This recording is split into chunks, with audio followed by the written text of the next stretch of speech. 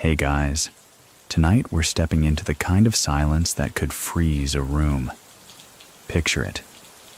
A man sits at the back of a dimly lit social club in Little Italy, his eyes sharp but tired, his voice nearly extinct, his presence loud enough to hush even the cockiest street tough. That man is Aniello Dellacroce, Neil to those who dared to call him anything at all. He doesn't bark orders or strut in silk suits. He doesn't need to, because when Dellacroce looks at you, you feel your past, present, and future getting measured. You're about to enter a world where quiet men run loud empires, where deals are sealed with a glance, and mistakes buried 6 feet deep with a rosary and a warning. It's 1985, the twilight of one of the most feared underbosses the American Mafia has ever known, and you're about to fall asleep to the rhythm of his soft footsteps echoing through the corridors of power. So, before you get comfortable, take a moment to like the video and subscribe, but only if you genuinely enjoy what I do here. And let me know in the comments, where are you listening from tonight, and what time is it there? Now, dim the lights. Maybe turn on a fan for that soft background hum, and let's ease into tonight's journey together. Aniello Dellacroce steps out of a black sedan on a fall afternoon in 1985. Staten Island's wind carries the scent of burnt leaves and cold pavement. His overcoat flutters slightly as he walks, slow, precise, like a man who knows each footstep could be his last or someone else's. They call him the monk, not because he prays, at least not aloud, but because he's built his life on discipline, loyalty, and a terrifying stillness. Even his enemies say he's got the soul of a cloistered warrior, the kind who lights a candle with the same hand he uses to snuff out trouble. He doesn't run the Gambino family, not officially. That title belongs to Paul Castellano, the boss who prefers golf swings and steakhouse chatter to alleyway whispers. But inside the rank and file, the wise guys, the real button men, they know. Dellacroce is the one you ask for permission, the one you fear disappointing, the one whose silence carries more weight than 1,000 threats. Right now, Dellacroce is headed into the Ravenite Social Club. It's a familiar haunt. Old wallpaper, stale cigars, the flicker of fluorescent lights that never quite make the room feel awake. It smells like espresso, sweat, and secrets. Inside, everyone stands as he enters, not dramatically, just instinctively. Even the chairs seem to hold their breath. He nods once. No words. That's enough. They say Dellacroce never smiles. That's not entirely true. He has a smirk he saves for truly bad ideas, like the one someone's whispering about right now. Something to do with a new shipment moving through Red Hook without proper clearance. He hears it in fragments, murmurs that slink toward him like children, knowing they've done something wrong. He doesn't interrupt. He lets the noise settle, lets the men around him sweat it out. Then, after a long pause, he lights a cigarette and exhales like he's letting go of someone's future. The message is clear. Fix it. Fast. In this world, Aniello doesn't need to shout. He spent decades training his crew like a monastery of wolves, silent, lethal, loyal. That silence wasn't born in a day. It was sculpted. And if you want to understand it, you have to go back to when Aniello was just a skinny Italian kid running through the alleys of East Harlem, stealing glances at the men in suits who never looked afraid. Dellacroce was born in 1914, a child of Italian immigrants in a neighborhood where fear and ambition came wrapped in the same newspaper. His father worked odd jobs. His mother kept a spotless apartment no matter how many people squeezed inside. The boy learned early how to disappear into the wallpaper. He'd watch people instead of speaking, let the other kids chase trouble. He followed shadows. One story says he once sat so still at the dinner table that a visiting uncle thought he'd fallen asleep. He hadn't. He was memorizing the cadence of grown-up conversations, the politics, the tension, the casual cruelty that could flicker behind a smile. By his teens, Aniello was already making deliveries for local toughs. Packages no one opened, names no one repeated. He'd never brag. He'd never even flinch. That quiet reliability made him more useful than 10 loudmouths trying to earn stripes with their fists. Historical records from the 1930s show a surge in organized activity among young Italian Americans in Manhattan and Brooklyn. The Great Depression had squeezed the working class, and in the vacuum, mob families offered a twisted version of security. If the law couldn't feed you, maybe a made man could. Dellacroce thrived in this environment. He never craved attention, only trust. He learned from older men like Vincent Mangano and Albert Anastasia. Legends of murder, yes, but also masters of internal order. Some say Dellacroce became a made man before he was 25. Others claim he was just a ghost in the machine, too quiet to be noticed until he'd already sunk into the family's roots. Many people still think that he orchestrated a cleanup after a failed hit in Hell's Kitchen, one so clean no bodies were ever found. So what do you think? Coincidence or careful art? In time, he would earn something rarer than fear. Respect. The kind you don't buy or beat out of someone. The kind that only comes when your name alone makes men reconsider their next sentence. Back in 1985, inside the Ravenite Club, he finishes his coffee and nods again. Meeting adjourned. Outside, the clouds hang low. Aniello steps back into the sedan. His driver doesn't speak, just turns the key and pulls away. Dellacroce's face is calm, unreadable. Inside, he's replaying conversations, measuring silences, preparing for fractures that haven't yet begun to split. This is the story of a man who built an empire without ever needing to raise his voice, who watched bosses rise and fall, bodies drop and vanish, while he stayed rooted, unmoved, like an altar made of stone. And he's only just begun. East Harlem in the 1920s is a place where sounds never sleep. The tinny echo of jazz slipping through apartment windows, the bark of a vendor selling yesterday's bread like it's a fresh miracle, the distant clatter of horse hooves, still a few left clinging to cobblestones. But the sound that shapes Aniello Dellacroce the most isn't music or traffic. It's the hush that falls just before someone gets hit. He grows up at the corner of 115th Street and First Avenue, where the buildings lean in like old men gossiping over a game of bocce. There's always laundry flapping above and chalk dust on the sidewalks below. His mother keeps their third-floor walk-up scrubbed so clean you could eat Sunday sauce off the tile. His father, a mason by trade, works sunup to bone down, hands like bricks and words like ash. Aniello is the middle child, the quiet one. He doesn't cry much, doesn't squabble with the others over who gets the last meatball.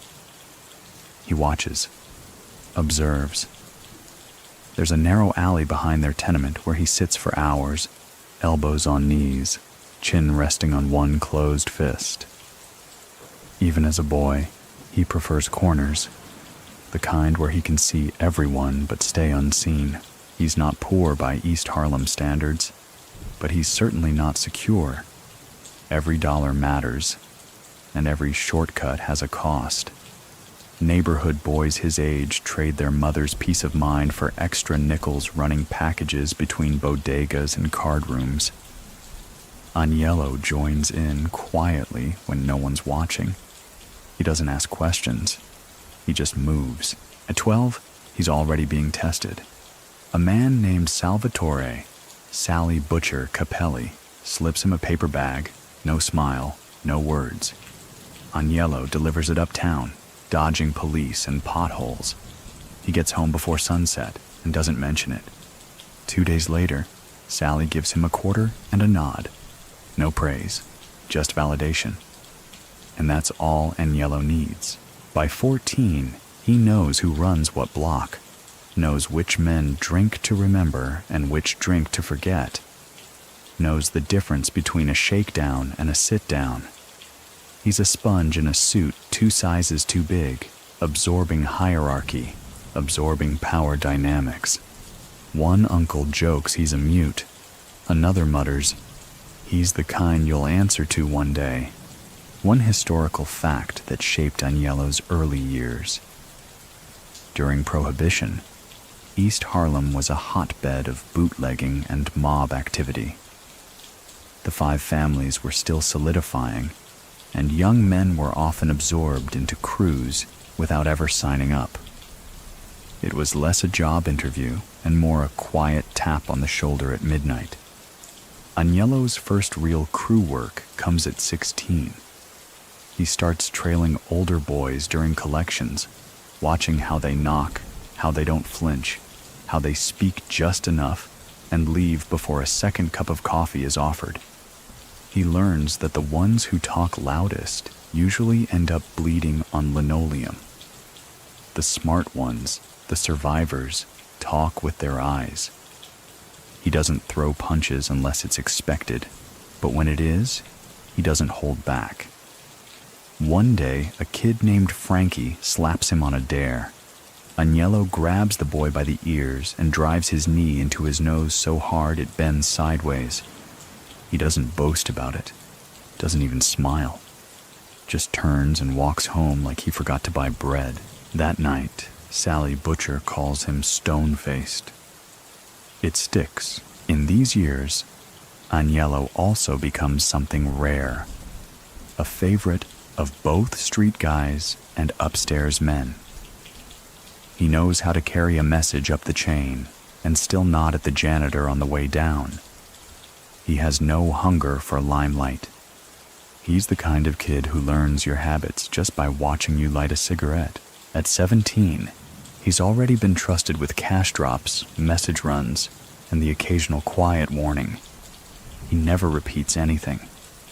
One time, a low-level soldier named Reno tries to get him talking. "What did the old man say to Mickey today?" He presses. Aniello looks at him blankly. "Ask Mickey. Even that line feels like too much." One night, while walking home, he hears shouting from a basement apartment. A woman screaming, a man growling back. Aniello pauses, then walks away. He's not unfeeling, but he's not reckless. And he knows, especially in East Harlem, that stepping into private war zones gets you remembered for the wrong reasons. Still, he notes the sound, registers the pitch of fear. That's a thing Aniello does. He catalogs sounds, files them away for future use. The creak of a door that doesn't latch right. The way footsteps change when someone's carrying weight. He doesn't write these things down. He carries them like scripture. Many people still think that Aniello's early calm came from religious devotion. His nickname, the Monk, lends itself to the idea of cloisters and candles. But so what do you think? Was it faith or simply discipline mistaken for piety? In truth, it was neither. It was survival. Aniello knew that chaos is a loud man's game. Control belongs to the quiet, and in the years to come, that silence would become his signature. At 19, he officially joins a crew under Albert Anastasia's orbit. It's not formal yet. He isn't made, but he's trusted. He starts to dress differently. Not flashy, never flashy, but clean. Dark suits, pressed collars. He gets his shoes shined every Sunday, even if they don't need it. His father, now older and coughing more, notices the change. "You going to church more?" he asks. Aniello nods once, then leaves before breakfast. His mother says nothing, but her prayers become longer, more desperate. In his first year under Anastasia's umbrella, Aniello carries out tasks that blur the line between suggestion and violence. He doesn't volunteer. He simply never refuses. That alone earns him attention. The bosses like obedience, but they respect quiet initiative even more. By 21, he's the man you send when something delicate needs handling. A clerk's been skimming? Dellacroce sits with him for coffee. Just coffee. The clerk returns the money by morning. No police report. No bruises. Just a new fear that wears a gray suit and finishes its espresso without blinking. And here's a funny thing. Dellacroce never develops a taste for excess. No gold rings, no nightclubs. He doesn't gamble much. He doesn't drink heavy. He never marries. Some say he keeps a mistress in Staten Island, a woman who sells religious candles and never speaks above a whisper, but no one knows for sure. That kind of mystery only adds to the myth. Soon, kids on the block whisper about him the way they used to whisper about Capone. Don't look him in the eye. If he taps the table twice, you're in trouble. He knows if you're lying by how fast you blink. None of that's written down, but it spreads. And Dellacroce doesn't correct it. Why would he? By the time he turns 25, he's not the biggest, the richest, or the loudest, but he's becoming something more valuable. The man no one wants to disappoint.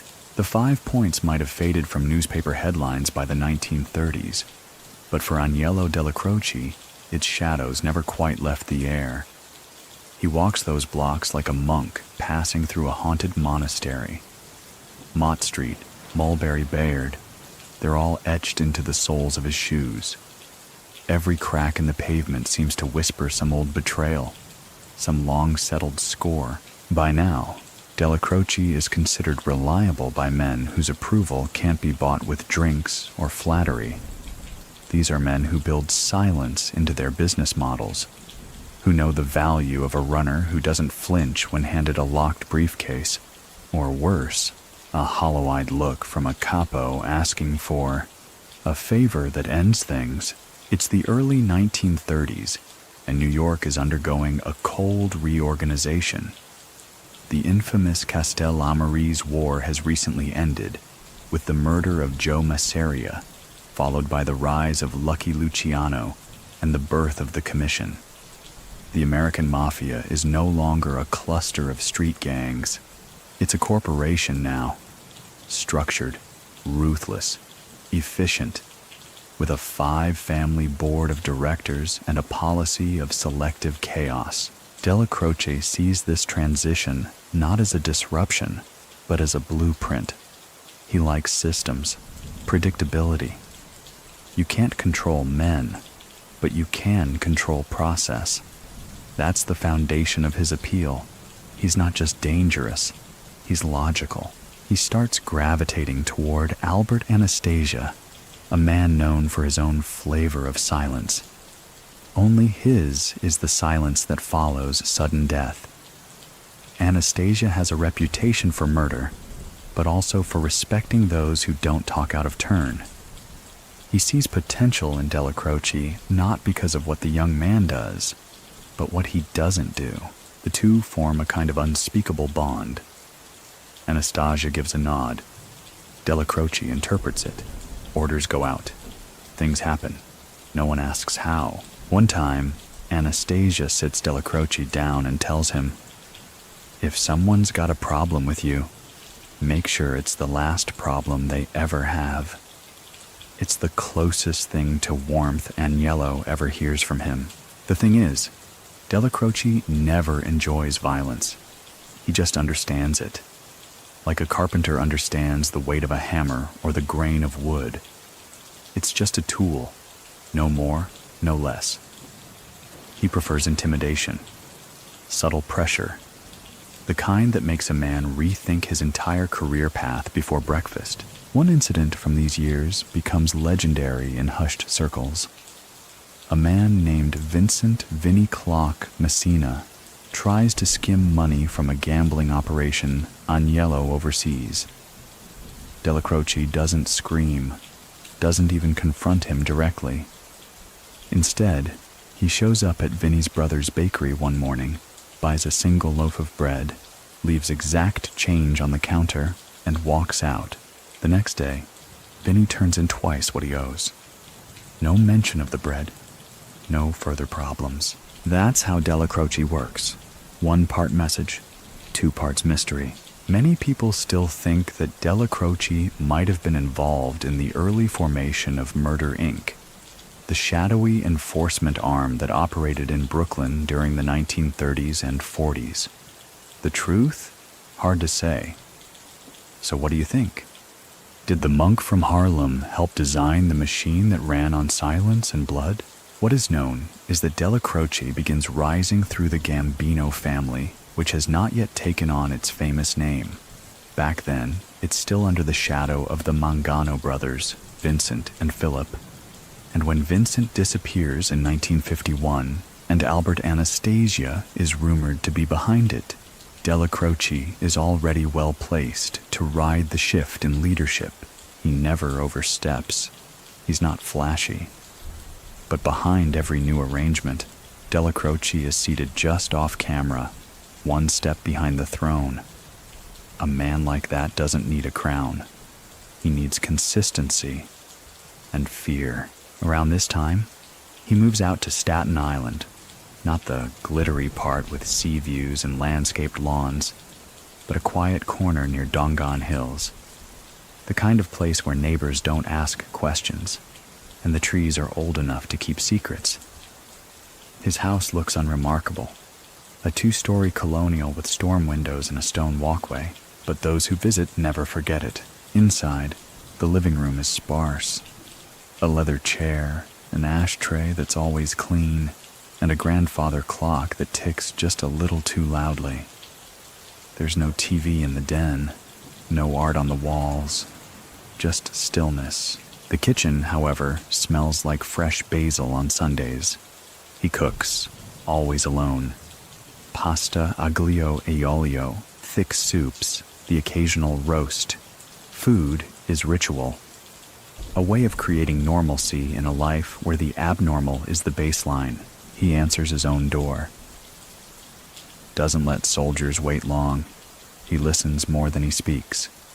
Sometimes, he just offers coffee and nods, and the man leaves with a decision he didn't know he'd already made. Back in the city, Dellacroce now runs his own crew. Not the biggest, but easily the most feared. He favors men like him, quiet, efficient, low profile.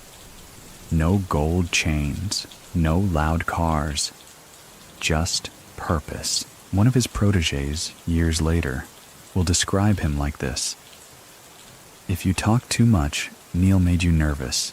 If you talk too little, he made you sweat." One fact about Dellacroce's influence: by the mid-1950s, FBI surveillance had already begun tagging his name as Silent Coordinator.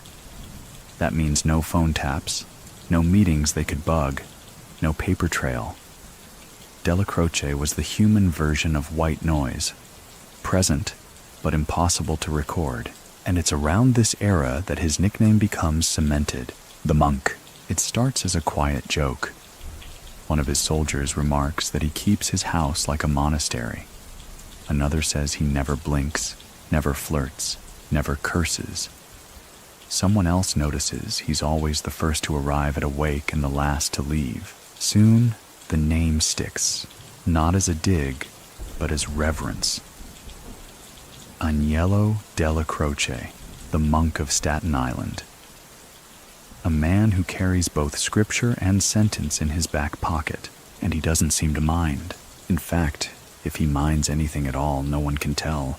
If East Harlem carved the edges of Aniello Dellacroce, and the 5 points refined his contours, It was the Gambino family, though not yet bearing that name, that etched him in stone. It's the early 1950s. The war drums have quieted. The Castellammarese shakeup is in the rear view, and Albert Anastasia now holds the title of boss, stepping in after the convenient disappearance of Vincent Mangano.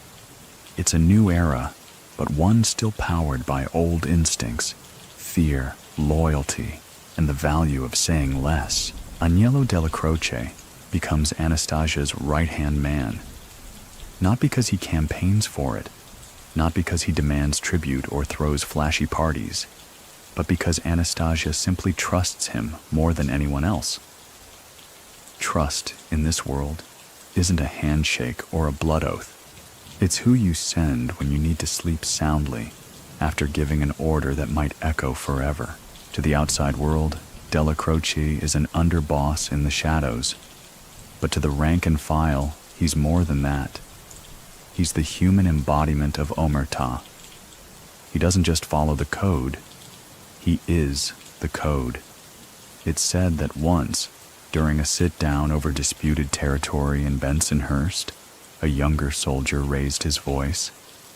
Dellacroce didn't move, didn't flinch, just stared. The soldier left the meeting pale and sweating. He later apologized not for the argument, but for the volume. Dellacroce learns quickly that while Anastasia is feared, he's unpredictable, volatile. You never quite know whether Albert will kiss your cheek or smash your head into a phone booth. And so, Dellacroce becomes the counterweight, the ballast, a monk-like figure who brings structure to the storm. Their dynamic is almost spiritual. Anastasia is fire, Dellacroce is stone. Together they burn and build. One historical fact from this time: Albert Anastasia was widely considered the head of Murder, Inc., the syndicate of hitmen operating out of Brooklyn that executed enforcement operations for the mob. Whether officially tied to it or not, Dellacroce certainly learned its quietest lessons: efficiency, secrecy, zero traces. If Anastasia was the scream in the dark, Aniello was the whisper just before it. By now, Dellacroce has command over multiple crews. Not in the open, not the way the flashier capos handle business, but through intricate webs of trust. He prefers soldiers who can walk into a restaurant, collect protection money from 3 tables, and leave without disturbing anyone's soup. He rarely leaves Staten Island unless necessary. When he does, it's like a shadow moving across the Hudson. No motorcade, no fanfare.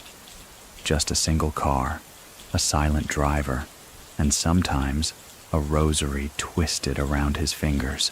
Many people still think that Dellacroce was the one who advised Anastasia to ease up on executions, sensing the feds were circling with new tools: wiretaps, RICO, psychological warfare.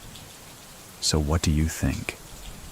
Was he the quiet hand of restraint behind the Lord High Executioner? If so, it wasn't enough. October 25th, 1957. Albert Anastasia is murdered in a Manhattan hotel barbershop. It's one of the most infamous mob hits in American history. He's shot 5 times while still draped in a barber's towel, slumping into a pool of his own silence. Dellacroce is not present, but the loss is personal, deep. He doesn't speak publicly about it, doesn't seek revenge in flashy gestures. He simply disappears for 3 days. When he reemerges, his face is unreadable, but something in him has calcified.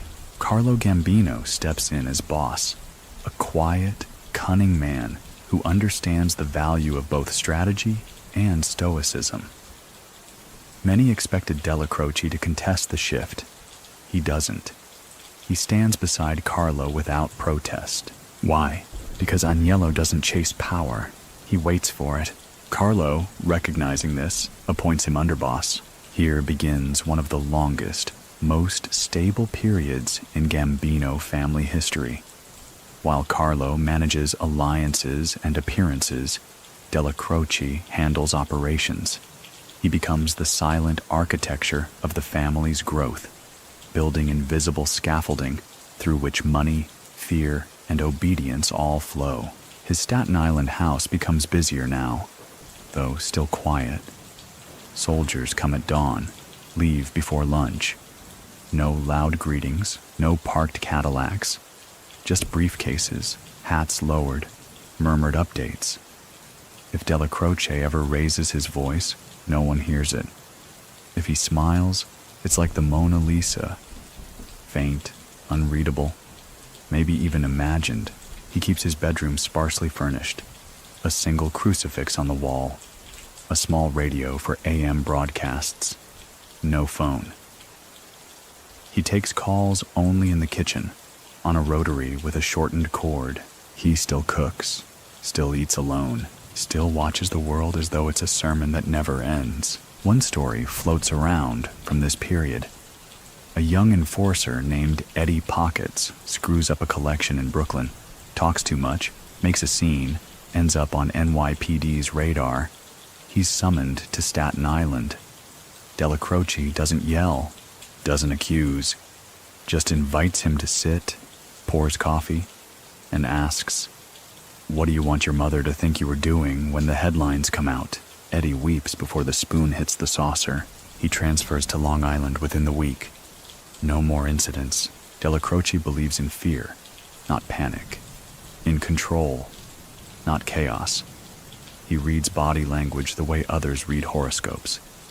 He knows when someone's about to lie, when someone's already confessed in their eyes. And yet, even with all this quiet dominance, he never tries to overshadow Carlo. He understands his role, understands that some thrones are best protected by men who refuse to sit in them. Still, within the family, whispers grow. If anything ever happened to Carlo, it would be Dellacroce who'd step up. Not because he wants it, but because no one else could command silence the way he does. Outside the family, law enforcement begins noticing.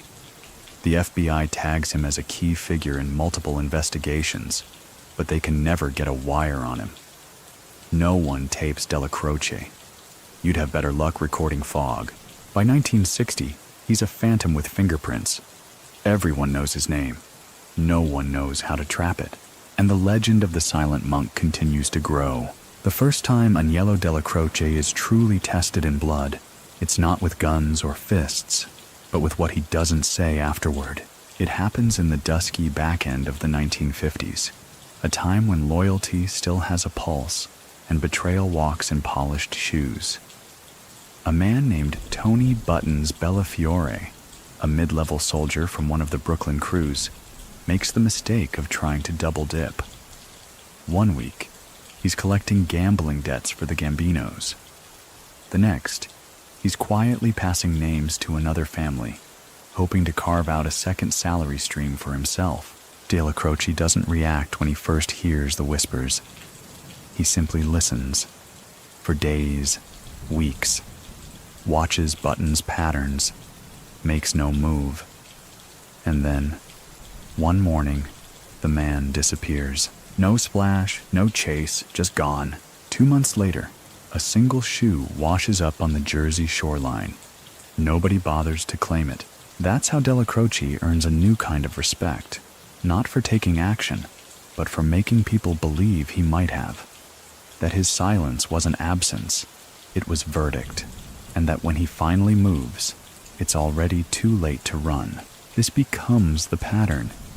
He is sent when discretion is required. When something, or someone, needs to be corrected without fireworks or funerals. They don't call it a hit when Dellacroce's involved. They call it a final adjustment, one historical fact that feeds his reputation. Between 1957 and 1962, the Gambino family saw a rare period of internal calm, despite high national scrutiny after the infamous Appalachian meeting. Some credit Carlo Gambino's diplomatic style. But inside circles know the real reason. Dellacroce made it very clear that anyone causing friction would face not anger, but removal. Swift, silent, surgical. He never boasts, never leaves a fingerprint. If he enters a room to mediate a dispute, both parties usually end up apologizing, even if neither was in the wrong. There's a story that circulates through the ranks. One night in Queens, a pair of low-level earners get into a shouting match outside a nightclub. Fists are raised, glass breaks. A waitress gets frightened and calls the police. Nothing serious, but it's noise. Dellacroce hears about it before dawn. He calls both men, one at a time, to his Staten Island home. They each leave with the same thing: a cup of coffee, a stare, and a sudden desire to move to Florida. One opens a car wash in Tampa. The other becomes devoutly religious. Neither is heard from again. Not because they're dead, but because they've learned to live very, very quietly. Dellacroce's influence spreads beyond his immediate crew. Younger capos begin adopting his tone, his methods. They cut the flash, tone down the noise. Some even start dressing like him. Gray suits, no jewelry, cufflinks so small they look accidental. He never tells them to, but he notices and allows it. That's when people begin to whisper something new. They start calling him Don Aniello. It's not a title. Not officially. Carlo Gambino is still the boss, and Dellacroce never once acts like he wants the seat. But the gesture, saying Don Aniello, it's a quiet bow. An acknowledgement that the true weight of the family doesn't always sit in the chair at the head of the table. Many people still think that had Dellacroce pushed for the throne, Carlo would have stepped aside, or at least watched his back a little more closely. So what do you think? Was Aniello content in the shadows?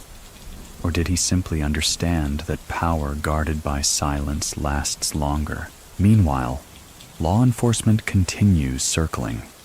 The FBI begins mapping the structure of the Gambino family, placing Dellacroce near the center of every organizational diagram they draft. But they can never pin anything. His name pops up in surveillance reports, in whispered testimonies, in secondhand stories about this guy who never blinked, but they can't prove anything. Why? Because Dellacroce doesn't use phones, doesn't sign anything, doesn't threaten people. He just pauses until they fill in the blanks. The man is a black hole in a gray suit. His routines remain unchanged. Morning coffee, evening walks, Sunday dinners cooked by his own hand. Occasionally, he attends funerals, always early, always quiet. He doesn't stay for the full service. He just slips in, nods to the widow, places a flower, and disappears before the priest clears his throat. And he never forgets a name. Never. There's a chilling consistency to his interactions. A man could cross him lightly in 1961 and still receive a cold nod of acknowledgement in 1975. No heat, just precision. Dellacroce never loses track, never forgives. But he waits. One night, in the back of a diner in Bensonhurst, a young earner tells a story too loudly, too recklessly. It's a tale about an envelope of money, a deadbeat debtor, and a little roughing up. Dellacroce just happens to be nearby, sipping black coffee, watching raindrops race down the window. He doesn't interrupt the story. But when the young man glances over and sees Aniello looking at him, just looking, the story ends. The table goes silent. The next day, that earner turns in his envelope 3 days early. No explanation. Just adjustment. This is how Dellacroce enforces order. Not with violence, but with gravity. Men orbit him like cautious satellites, afraid to veer too close, yet unable to pull away. There's even a saying that forms around this time. If you hear nothing, it's kneel.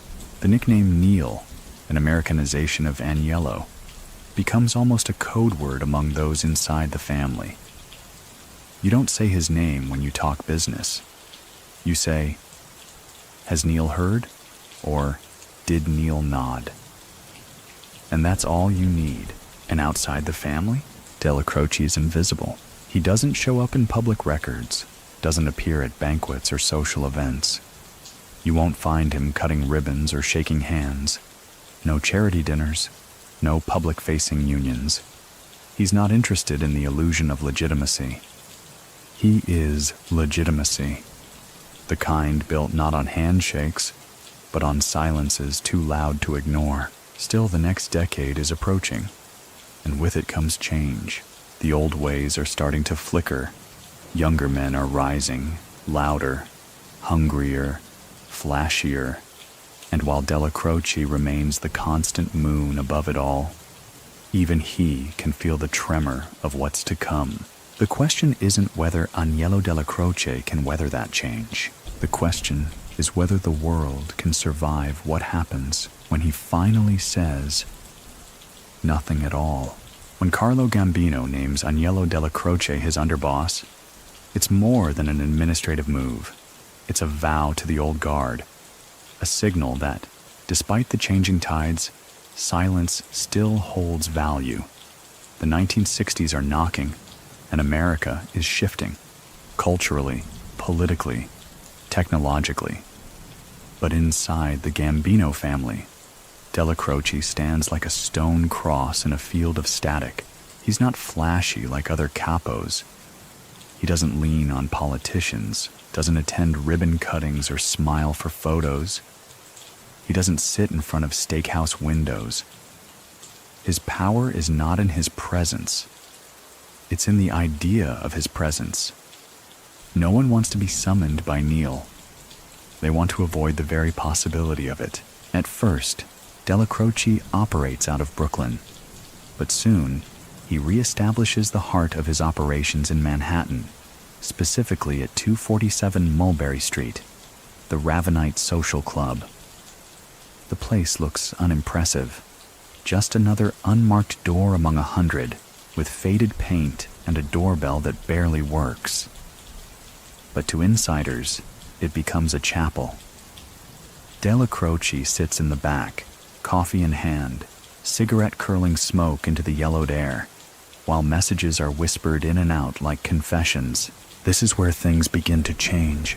He's older now, in his late 40s. But there's no slowing, no relaxing. In fact, some say he becomes more dangerous, because age has only sharpened the edges of his intuition. He no longer needs reports. He can read loyalty in the way a man crosses a street or opens a door. One soldier forgets to remove his hat when entering. Dellacroce says nothing, just lets the moment hang. The silence dense enough to make wallpaper peel. The man doesn't forget again. Many people still think that Dellacroce personally arranged the sit-downs that prevented a mob war in the early 60s between the Gambinos and the Genovese family. So what do you think? Did a man known for stillness manage to quiet entire armies with a raised eyebrow?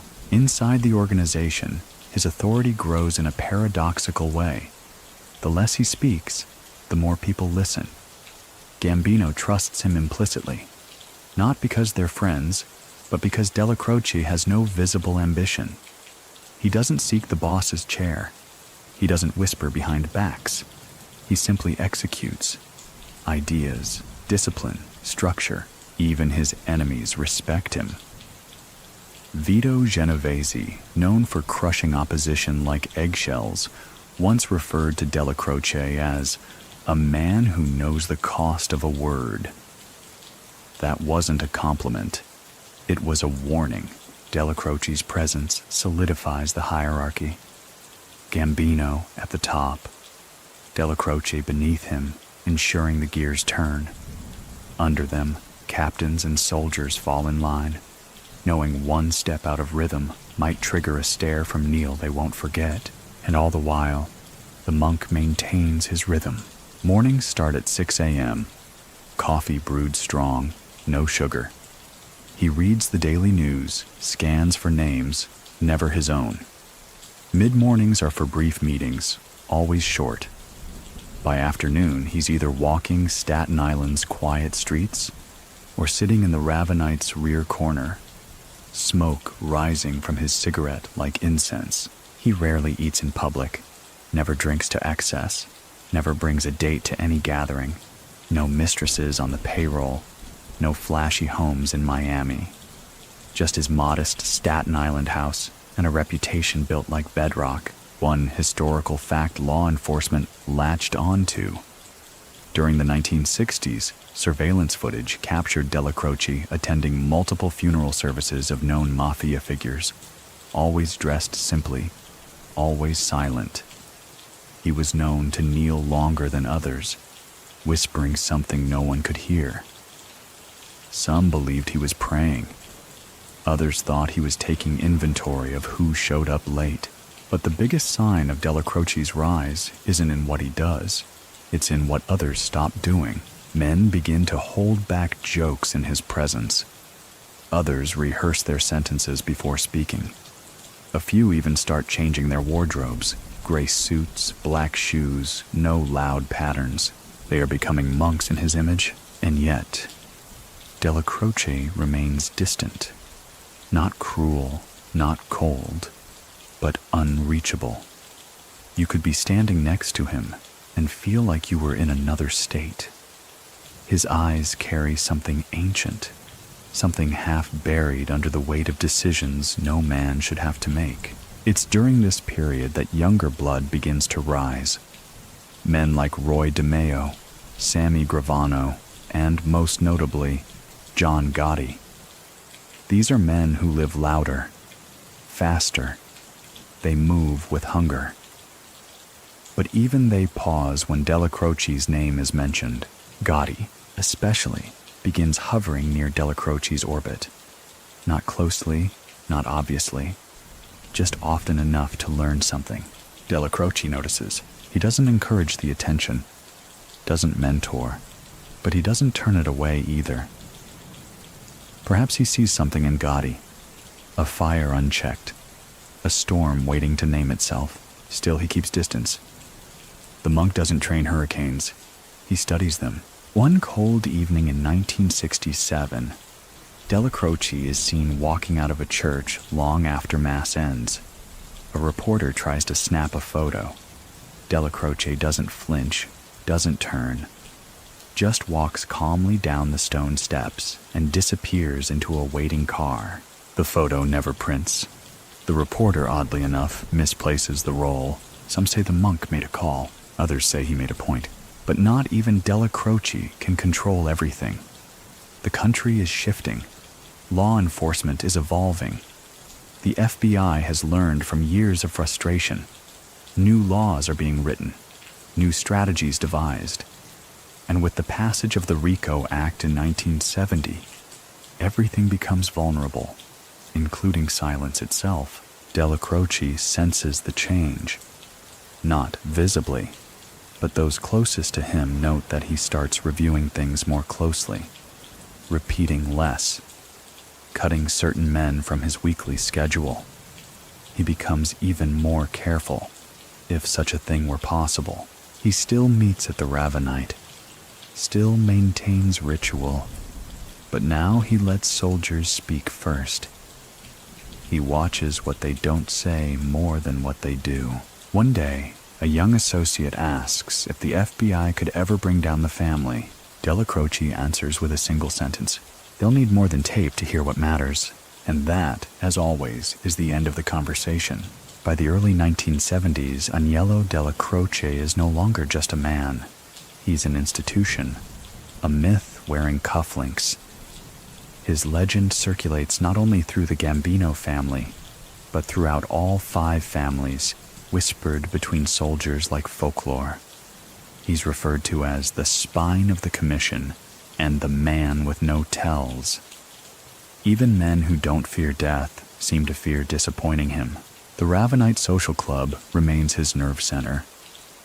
From behind its smudged glass door, Dellacroce receives capos, collects updates, and offers decisions so subtle they sometimes arrive in a blink or a half-grunted sigh. His corner seat becomes a kind of shrine. Soldiers who enter know to leave the air empty around it. No one sits there unless invited, and no one speaks when Dellacroce is reading. Even if it's just the classifieds, there's an unspoken elegance to the way he moves through this world. While others are cultivating public personas, Dellacroce is cultivating invisibility. When he does attend family weddings or wakes, he's there for exactly 14 minutes. Long enough to nod, offer condolences, and issue 3-word blessings that feel like contracts. By now, the FBI is fully aware of his importance. Surveillance units are parked across from the Ravenite nearly every day, snapping grainy photos and logging names. They even develop a term for his style: zero spillage, meaning no paperwork, no slips, no loose talk. They can't get wiretaps to stick. They can't even find reliable stool pigeons to talk about him. Because if Dellacroce trusted you, you didn't talk. And if you did talk, you weren't trusted in the first place. One historical fact underscores this frustration. Despite decades in the upper tier of the Mafia, Dellacroce's name rarely appears in transcripts until the late 1970s, and even then, it's always second-hand. The government knows he's the Axis, but they can't find a crack in the wheel. That's not to say he's without movement. Behind the scenes, Dellacroce is managing more than operations. He's managing personalities. The crew is growing more restless. Younger men are becoming bolder. Some see the media attention surrounding the mob as a badge of pride. They crave headlines, infamy, flash. Dellacroce sees this as rot.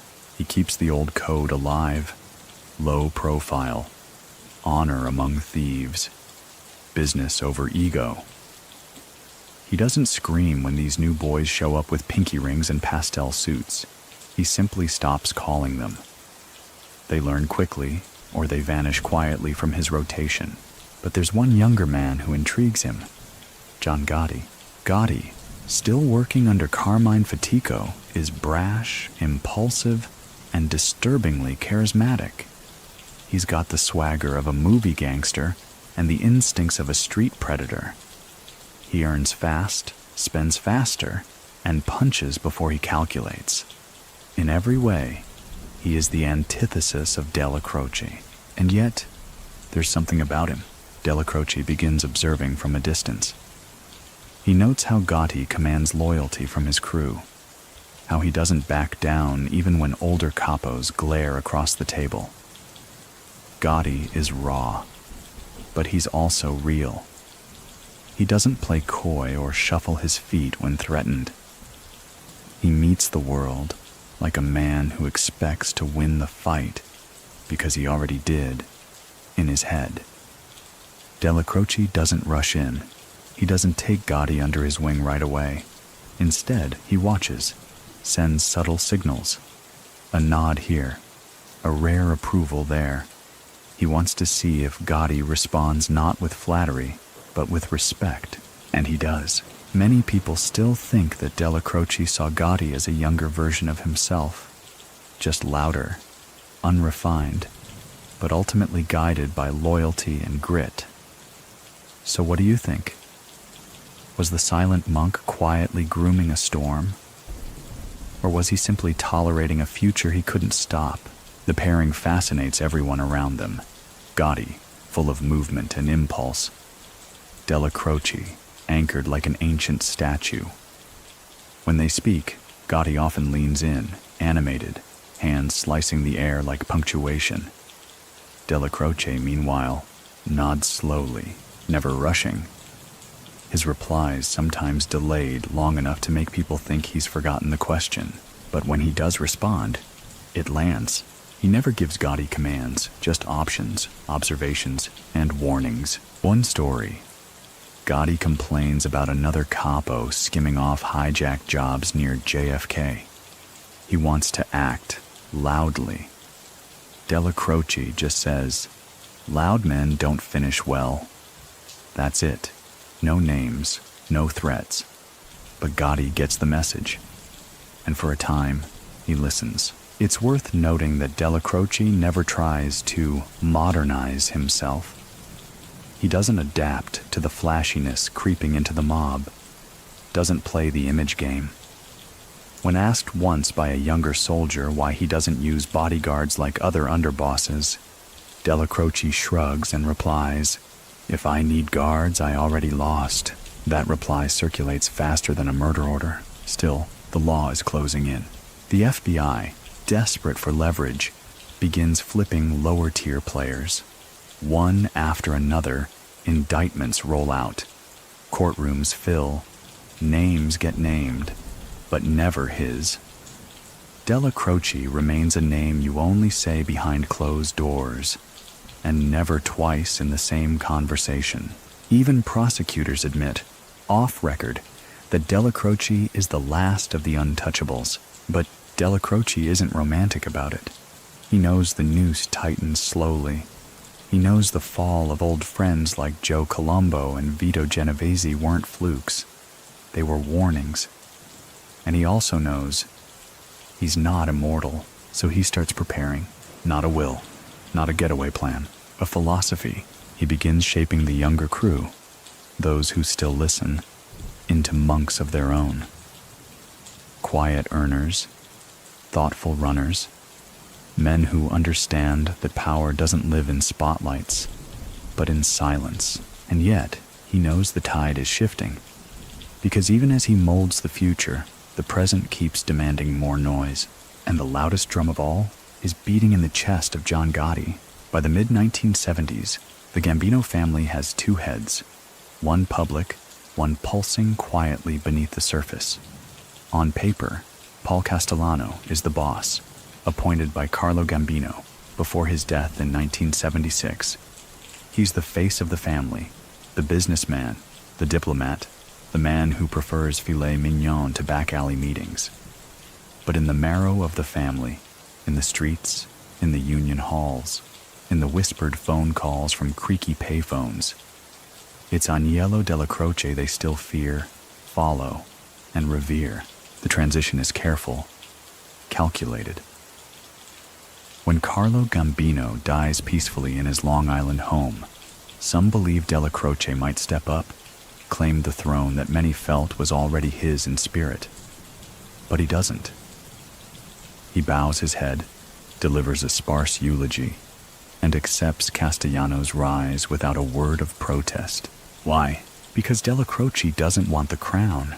He wants the code to survive. Many people still think that Gambino's appointment of Castellano over Dellacroce was meant to split the family deliberately, to keep power balanced between the white-collar wing and the blue-collar soldiers. So what do you think? Was it betrayal or preservation? Dellacroce swallows the decision like bitter wine. He doesn't complain, doesn't maneuver behind the scenes. He simply continues doing what he's always done, running the street crews with efficiency, fear, and eerie calm. Castellano handles the real estate, the construction unions, the business fronts. Dellacroce, meanwhile, handles everything else: loan sharking, hijacking, racketeering, and the core muscle of the organization. They become a two-headed beast. One speaks to CEOs, the other speaks with silence. And that silence, it starts to crack. John Gotti, now gaining heat and headlines, becomes the symbol of the brewing tension. He's a Dellacroce loyalist through and through, and he makes no effort to hide it. Gotti calls Castellano a desk don, complains that the real earners are being overlooked in favor of Paul's relatives and business cronies. Dellacroce doesn't correct him. He doesn't agree either. He just watches, but his influence remains vast. Soldiers still line up at Ravenite. tributes still arrive at his Staten Island home in carefully folded envelopes. Even Castellano knows not to interfere too much in Dellacroce's world. There's a quiet understanding. Dellacroce runs the streets. Paul stays in the suburbs. One historical fact about this arrangement: the FBI noted in internal memos from 1978 that Dellacroce commands more emotional loyalty than Castellano from rank-and-file soldiers. They weren't wrong. While Castellano was negotiating high-rise contracts and lobbying politicians, Dellacroce was keeping the streets in order with nothing but eye contact and cigarette ash. Inside the Ravenite, nothing changes. Dellacroce still arrives early, sits in the same spot, never speaks more than necessary. And still, men confess sins in the pauses between his sentences. He becomes something more than an underboss. He becomes ritual. There's a new rumor that if you're summoned to Dellacroce's home and he makes the coffee himself, you're safe. If he doesn't offer anything, start sweating. That's the thing about Dellacroce. Even his hospitality is freighted with consequence. He doesn't lecture soldiers, doesn't hand out long-winded lessons. He teaches by reaction. One day, a young enforcer brags about beating a debtor just to teach him a lesson. Dellacroce doesn't even look up from his paper, just says, "You're not paid to make noise." The next week, that enforcer is transferred to a Staten Island sanitation crew, far from cash, far from power. The lesson is received. Still, Dellacroce isn't a recluse. He knows the game is evolving. He watches the news, reads indictments, studies the way law enforcement is targeting not just acts, but patterns. With RICO in play, associations are being criminalized. Conspiracy is no longer a whisper.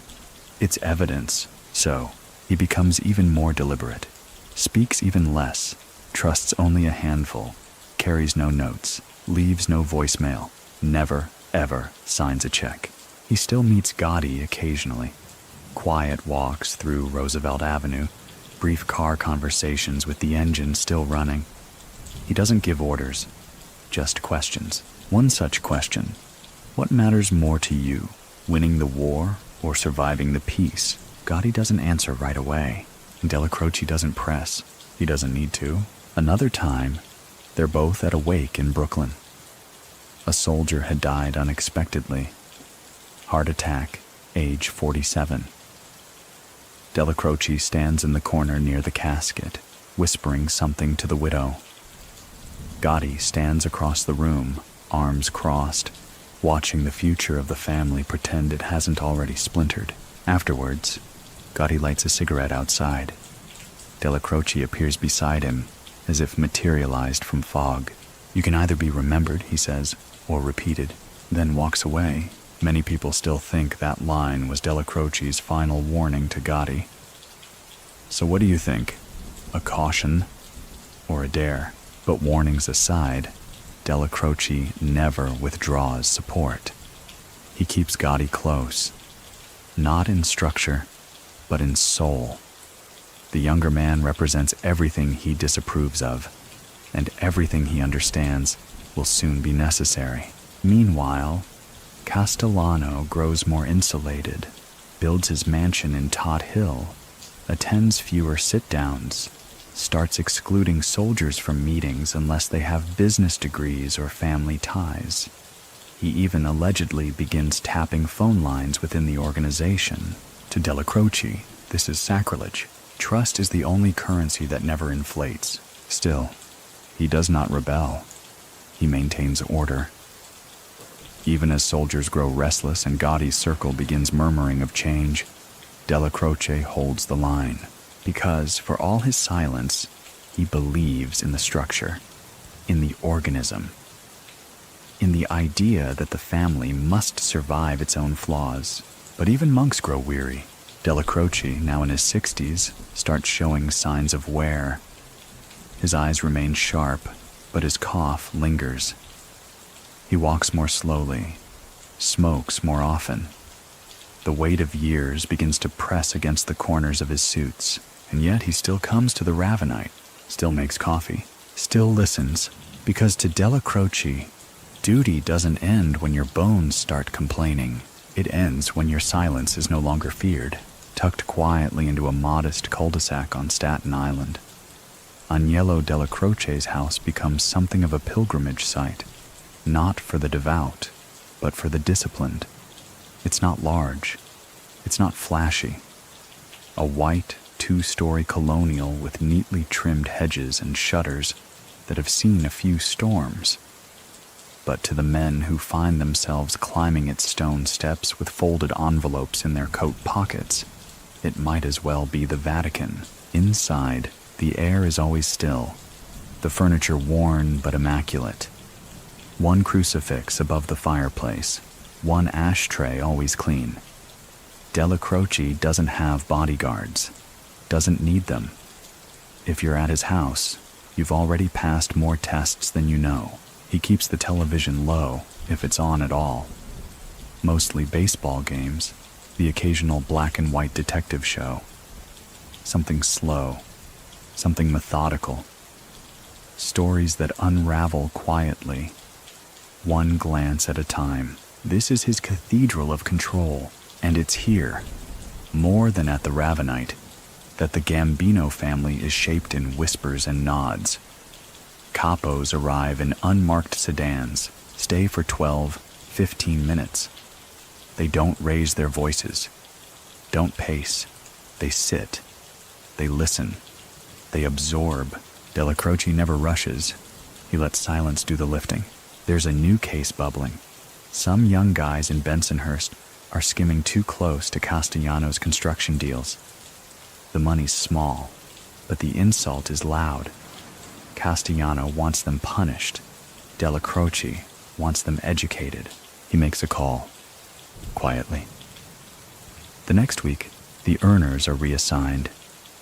One starts working under Gotti's crew. The other disappears into a Florida sandwich shop franchise. The message is clear. Cross the line, and you don't get buried. You get removed from the page entirely. Many people still think that Dellacroce personally intervened to shield John Gotti's early mistakes from Castellano's wrath. So what do you think? Was the monk protecting a favorite, or buying time before he had to choose sides? What's undeniable is that by the late 70s, Dellacroce's Staten Island home becomes the quiet epicenter of what some start calling the other Gambino family. Not rebels, not traitors, just earners, soldiers, old school guys who want the life to make sense again, who feel like Castellano's empire is being run more like a boardroom than a brotherhood. And while Dellacroce never says it aloud, he understands their frustration. He feels it too, but he doesn't allow it to sour the structure, not yet. Instead, he does what he's always done. Instills discipline by example, one gesture at a time. Take the story of Louis Carrazza, a low-level associate who boasts in a bar about being Neil's guy. The next morning, Dellacroce has Louis's name removed from the collection list. He doesn't reprimand him. He just makes him invisible. By the following week, Louis is back in a suit, begging to wash cars at the Ravenite. Dellacroce lets him, but never reinstates him. Because to Neil, loyalty isn't just a declaration. It's an unspoken fluency, a language of restraint. And while his loyalty to Castellano remains public, the cracks are showing. Dellacroce grows quieter, if that's even possible. He declines certain meetings, spends more time in the shadows. He watches Castellano consolidate his power, giving more weight to the white-collar earners, trimming back the street guys, allowing rumors of wiretaps and surveillance to pass without action. Dellacroce doesn't flinch, doesn't protest. But inside, something shifts. He begins meeting with Gotti more frequently. Short conversations, often just a few words. One time, they stand together on a pier in Brooklyn. watching container ships push through the fog. Gotti asks, "What happens when the people forget who the family was built for?" Dellacroce doesn't answer immediately, then finally says, "That's when blood starts voting." He says it like he's reading scripture, and though no one can ever prove it, many believe this is when the seeds of Castellano's downfall are first watered. Not by Dellacroce directly, never that, but by the absence of his protection. Still, his house remains open. He doesn't close his doors, doesn't hide. He still greets every soldier the same way. Eyes sharp, handshake firm, posture like marble. Even as his health begins to turn, the cough that once came and went begins to linger. His shoulders seem to carry more than weight. They carry warning. His voice is slightly raspier. The circles under his eyes darken. But he shows up. He always shows up. Even the FBI, watching from across the street, notes that Dellacroce never misses a meeting. They try tapping the house once, an operation involving 2 weeks of planning and a nighttime crawl through a neighbor's backyard. The tape yields nothing. Not because Dellacroce doesn't talk, but because everything important is said in pauses. Inside his house, there's a wooden cabinet no one touches. A drawer filled with handwritten notes from the 50s. Addresses, aliases, coded references to long-settled matters. He doesn't destroy them, doesn't digitize them. He just keeps them, like relics from a forgotten language. One agent once described Dellacroce's house as an embassy for a nation that no longer officially exists. But inside those walls, the nation still breathes, just slower now. The world around him continues to churn. New bosses, new rackets, new problems. But Dellacroce remains the still point in the center of the storm, a man in a kitchen, pouring coffee for a capo, saying 5 words that will change a crew's trajectory. A monk with no altar, no sermons, only decisions. And even as his strength begins to wane, the aura remains untouched. Because when Dellacroce speaks, whether with words or just a gesture, it echoes longer than a bullet. By the early 1980s, Aniello Dellacroce is more ghost than man to most of the family. Not because he's vanished, but because his presence has become so mythologized, so ritualized, that even when he enters a room, people speak of him as if he had already been there. His name no longer moves through the air like news. It moves like weather. Something you notice only by how the room changes once he arrives. Yet behind the reverence, the family is groaning under its own weight. Castellano is more isolated than ever, cloistered in his Todd Hill fortress surrounded by hand-picked allies, accountants, cousins, sons-in-law. His reign is neat, efficient, but also detached. He doesn't walk the neighborhoods, doesn't look his men in the eye unless they wear pressed collars and carry a ledger. His orders arrive like corporate memos, passed down through subordinates who quote Paul like scripture, but lack his power. Dellacroce notices. Of course he does, but he keeps quiet. He always has. He still meets with captains at the Ravenite, still nods at the right moments, still ensures the cash flows like blood through the veins of a weary body. But he senses it now. Decay. Not immediate collapse. Not yet. But erosion. The soldiers talk less about the family, more about the rules, as if one could exist without the other. Gotti's presence only complicates matters. John Gotti has become the gravitational pull for a growing faction inside the Gambino ranks.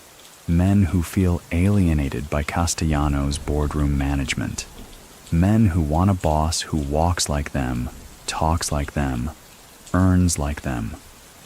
Gotti doesn't dress down, but he doesn't pretend to be something he's not. He likes the street. He likes the action. He likes to be seen. Dellacroce remains the buffer, the only thing standing between Gotti's ambitions and Castellano's wrath. One night, Gotti bursts into the Ravenite like a storm in a tailored suit. His voice isn't loud, but the anger is obvious. One of Castellano's men has pulled a hijacking case out from under Gotti's crew. No warning, no sit-down, just a signature and a shrug. Dellacroce doesn't react immediately. He finishes his coffee, lights a cigarette, lets the silence stretch until Gotti's frustration turns inward. Then, he looks up and says, "You want to own the street? Then act like you already do." Gotti leaves calm, but the fire is only cooling on the surface. Many people still think that this moment was Dellacroce's way of blessing Gotti's eventual move against Castellano, albeit wordlessly. So what do you think? Was it permission, or a final lesson in restraint? The truth, as always with Dellacroce, is quieter than suspicion allows. He believes in structure. Not for it's the only thing that protects men from their worst selves. He's seen what happens when ego overtakes order. Entire families crumbling over vendettas, vanity, and volume. He wants the Gambino family to last beyond its kings. Still, his health continues to slip. The weight loss is subtle at first, then undeniable. His cough becomes sharper, more frequent. At first, he blames it on the smoke, the winters, the long hours. But eventually, even he stops pretending. Cancer, the kind that doesn't forgive and doesn't wait. But Dellacroce continues on, almost offended by his own body's betrayal. He keeps the same hours, sits in the same spot, listens to the same complaints. He accepts no pity, no treatment that would remove him from his duties. The only thing he allows is a single cushion added to his Ravenite chair, and even that only after two capos nearly break protocol to insist. The FBI notes his deterioration. Surveillance teams scribble down observations in the margins of their notebooks. Weight loss evident, pale, hands shaking, still commanding attention. Even from across the street they can tell. Dellacroce is running out of time, but no one dares move while he still draws breath. Not Castellano, not Gotti, not the dozens of men who wonder each week which direction the wind will blow once the monk's chair is empty.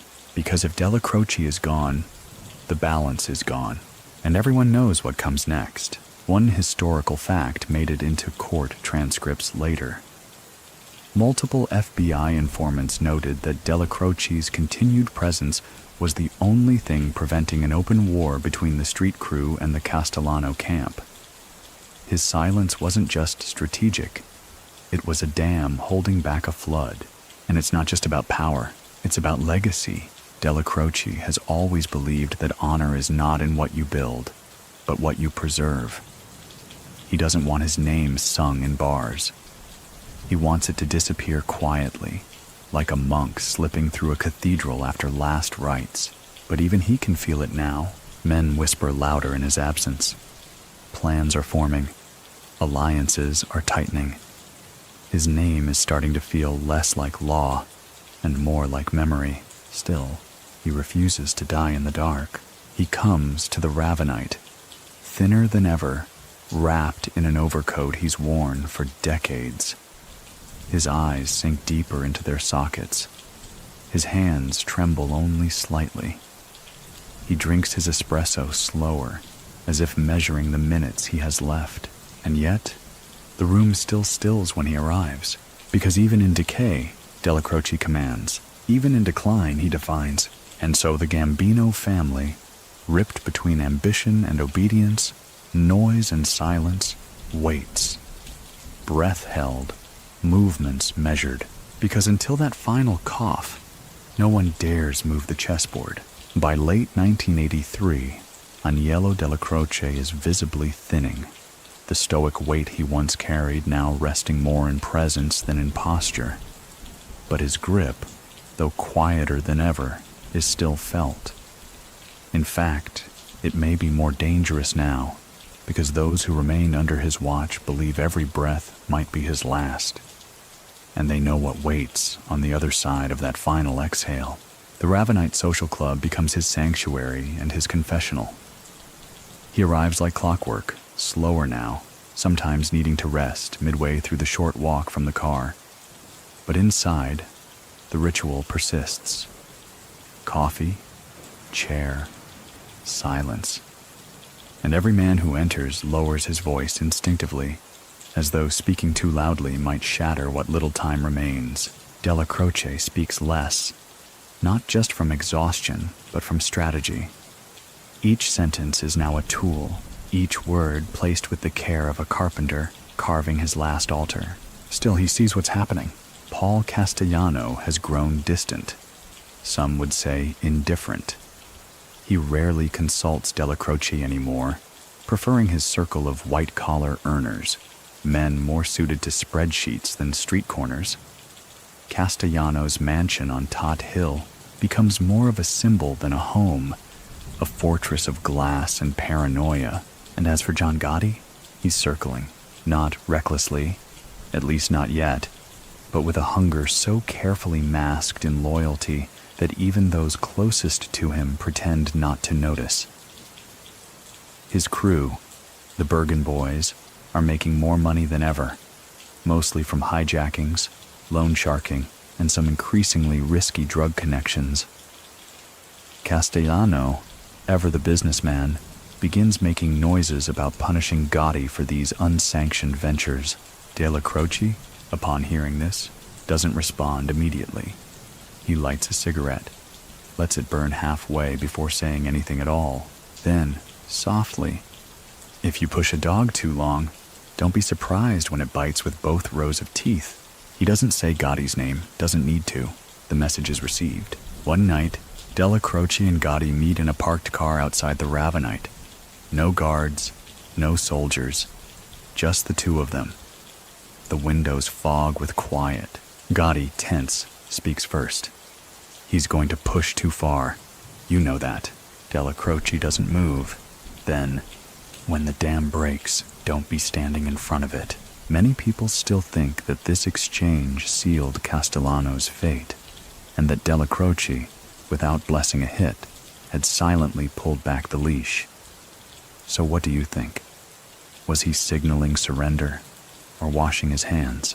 At the same time, the FBI is circling. New prosecutors, energized by the tools of the RICO Act, are assembling cases not just on individual crimes, but entire command structures. Dellacroce's name is now common in federal circles. They can't pin him to any act directly, but he appears in charts, in diagrams, in whispered courtroom theories as the enforcer behind Castellano's throne. They call him the shadow boss, and yet they can't get to him.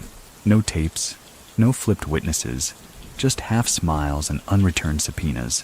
But Dellacroce knows the odds are changing. One morning, while shaving, he looks at himself in the mirror longer than usual. The man looking back is not the monk of a decade ago. His jaw is still firm, but his skin has the pallor of hospital waiting rooms. His hands tremble. The cancer is winning, but there's still work to do. He meets with his most trusted captains, keeps it short, calm.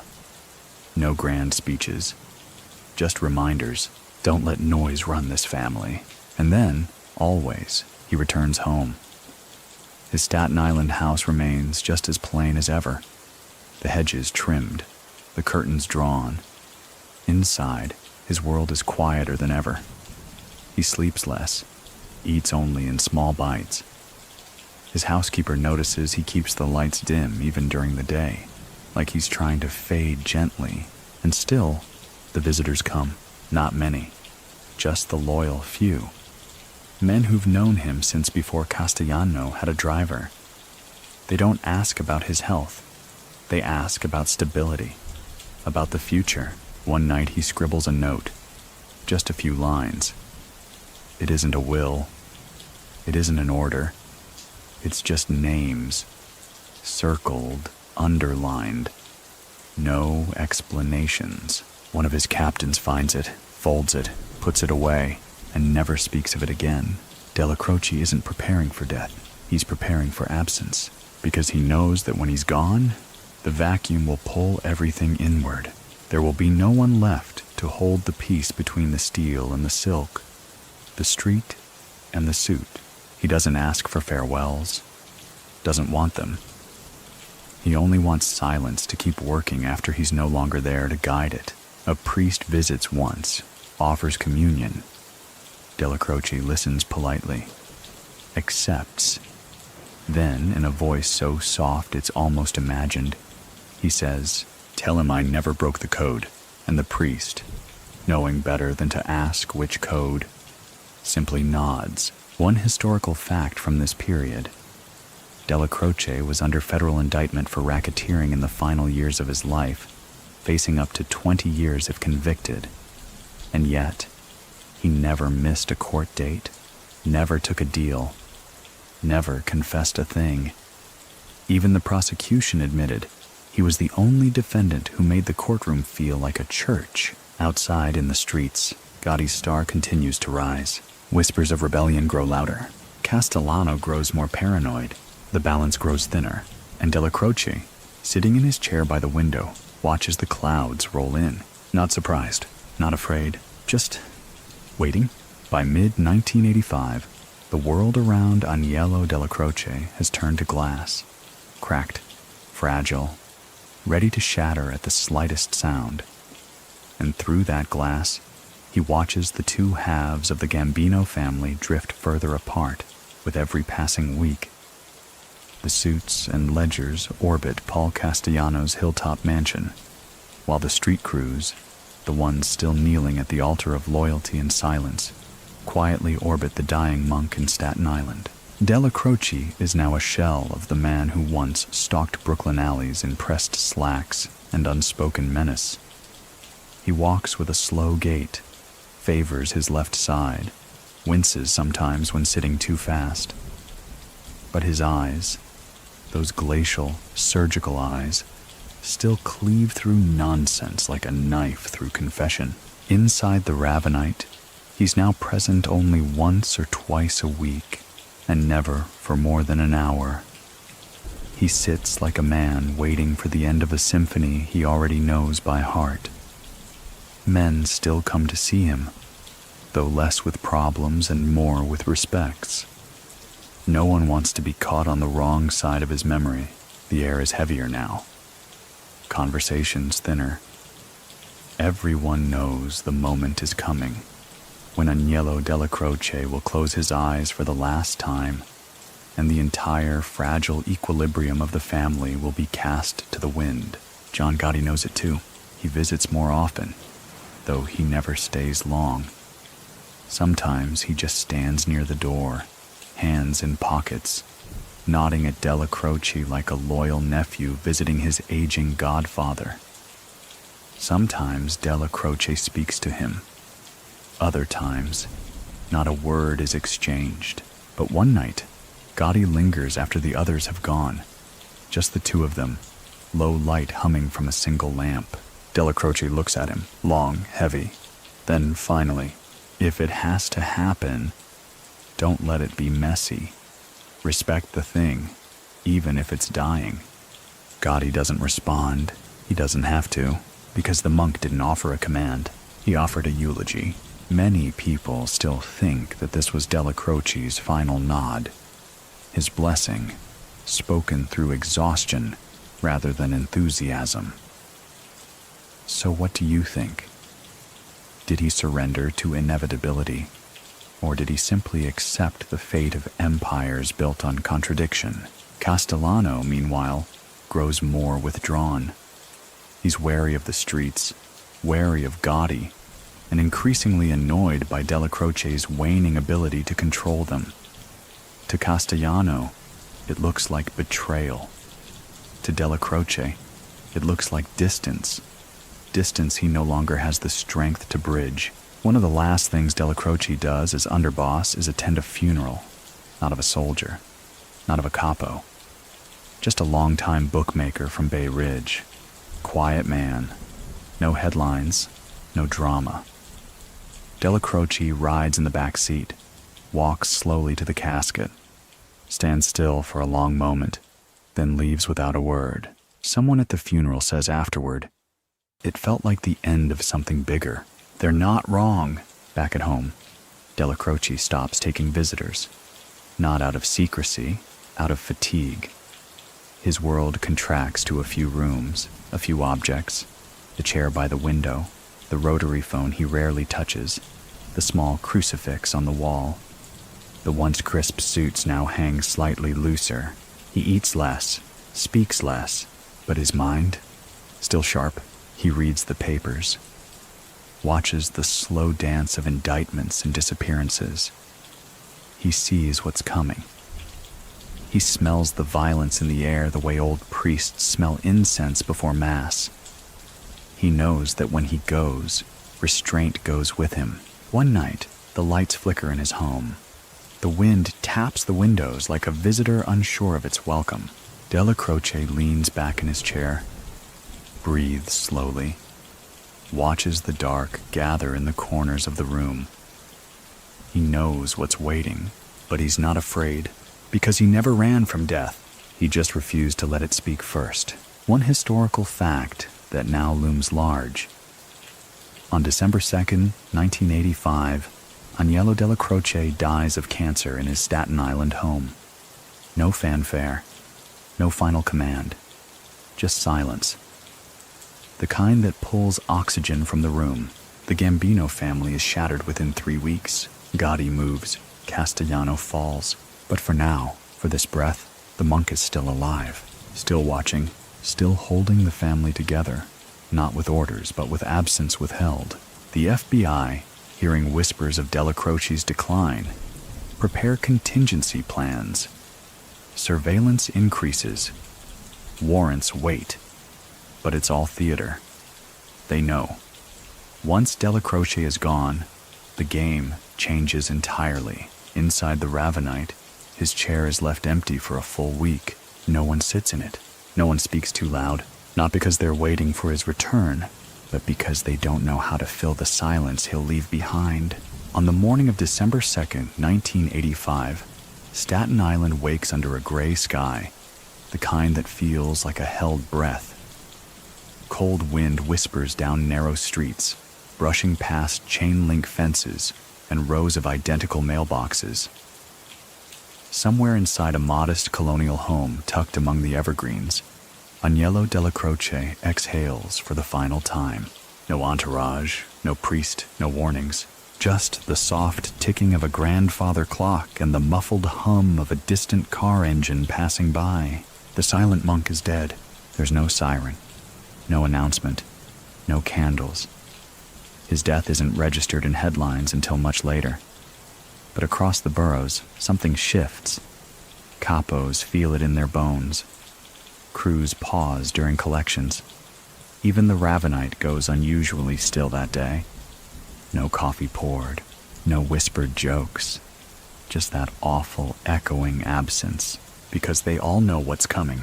Dellacroce was not just a man, he was a buffer.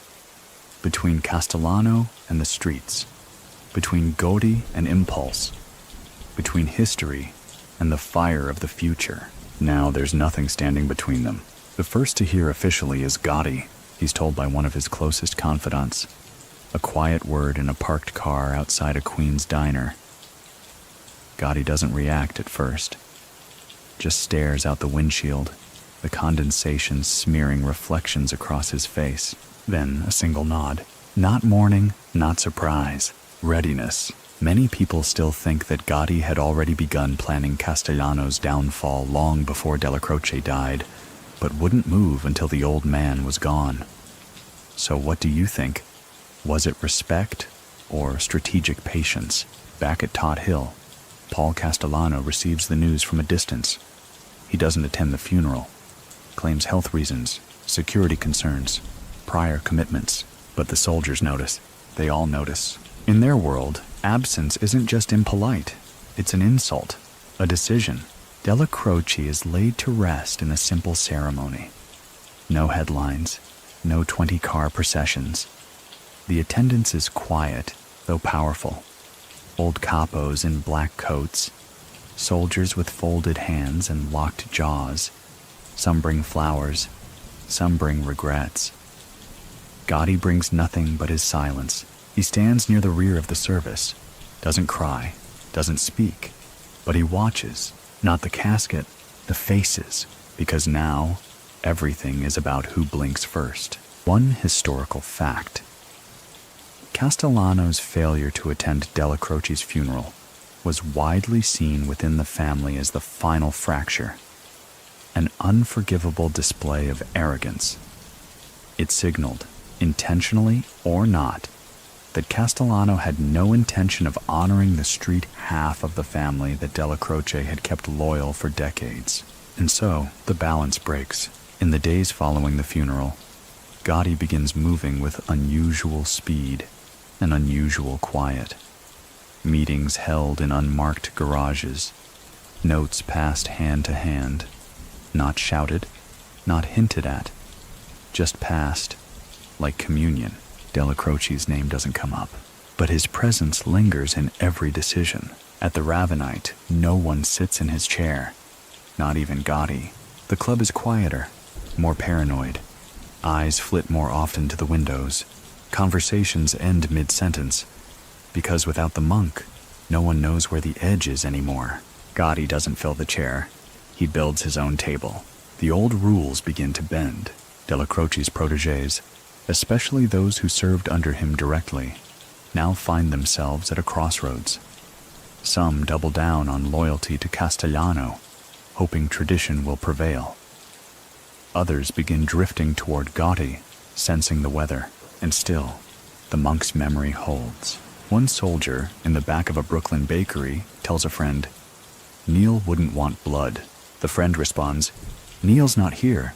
Another whispers in the hall outside the Ravenite, "Everything held because he never blinked." To which a younger man replies, "Then close your eyes." The clock is ticking. Castellano grows nervous. Surveillance increases. He begins reorganizing crews, pulling in trusted relatives, firing warning shots through demotions and sideways threats. But it's too late. Dellacroce's silence had been a net holding everything taut. With him gone, that net has collapsed, and the weight is redistributing. Gotti makes one final visit to Staten Island, a week after the funeral. Not to the house, not to the grave, but to the street. He parks 2 blocks away, walks alone, stands across from Dellacroce's house in the fading afternoon light. The windows are dark, the curtains closed. He lights a cigarette, flicks the ashes toward the sidewalk, then whispers to no one in particular, "You'll hear it soon," and walks away. Because now Gotti isn't asking permission. He's carrying the echo. December winds howl through New York, like a warning too late to be heeded. The city's decorated for the holidays. Lights strung across storefronts, wreaths on brownstone doors.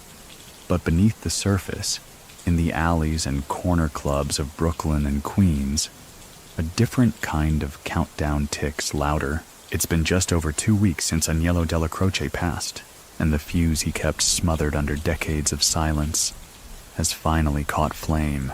John Gotti, ever the tactician in street clothes, has stopped pretending.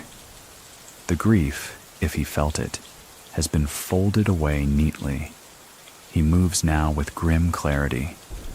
No more pacing, no more waiting. Dellacroce's death didn't just clear a path, it demanded one. Inside the Ravenite, there's still reverence. No one's filled Dellacroce's chair. His coffee mug, chipped at the rim, remains on the shelf. Someone dusts it, but never moves it. His name, spoken softly, still lowers the room's temperature. But loyalty has begun to take sides, and in the dark, Castellano makes his final mistake. Paul is feeling the heat. He knows Gotti's crew, especially the Bergen boys, are getting too loud, too independent. He hears rumors of disrespect, of cash moving without oversight, of whispers from Florida to Howard Beach that no longer mention him as boss. And he knows deep down, that Dellacroce was the only thing keeping those rumors from becoming action, so he plans to clean house. He tells a few close associates that Gotti needs to be reined in, possibly demoted, possibly more. He begins considering replacing him with a quieter capo, someone with less shine, less street loyalty. He doesn't know it yet, but every step he takes to protect himself is being watched and weighed. Many people still think that Castellano underestimated how deeply Gotti's influence had grown in the years Dellacroce protected him.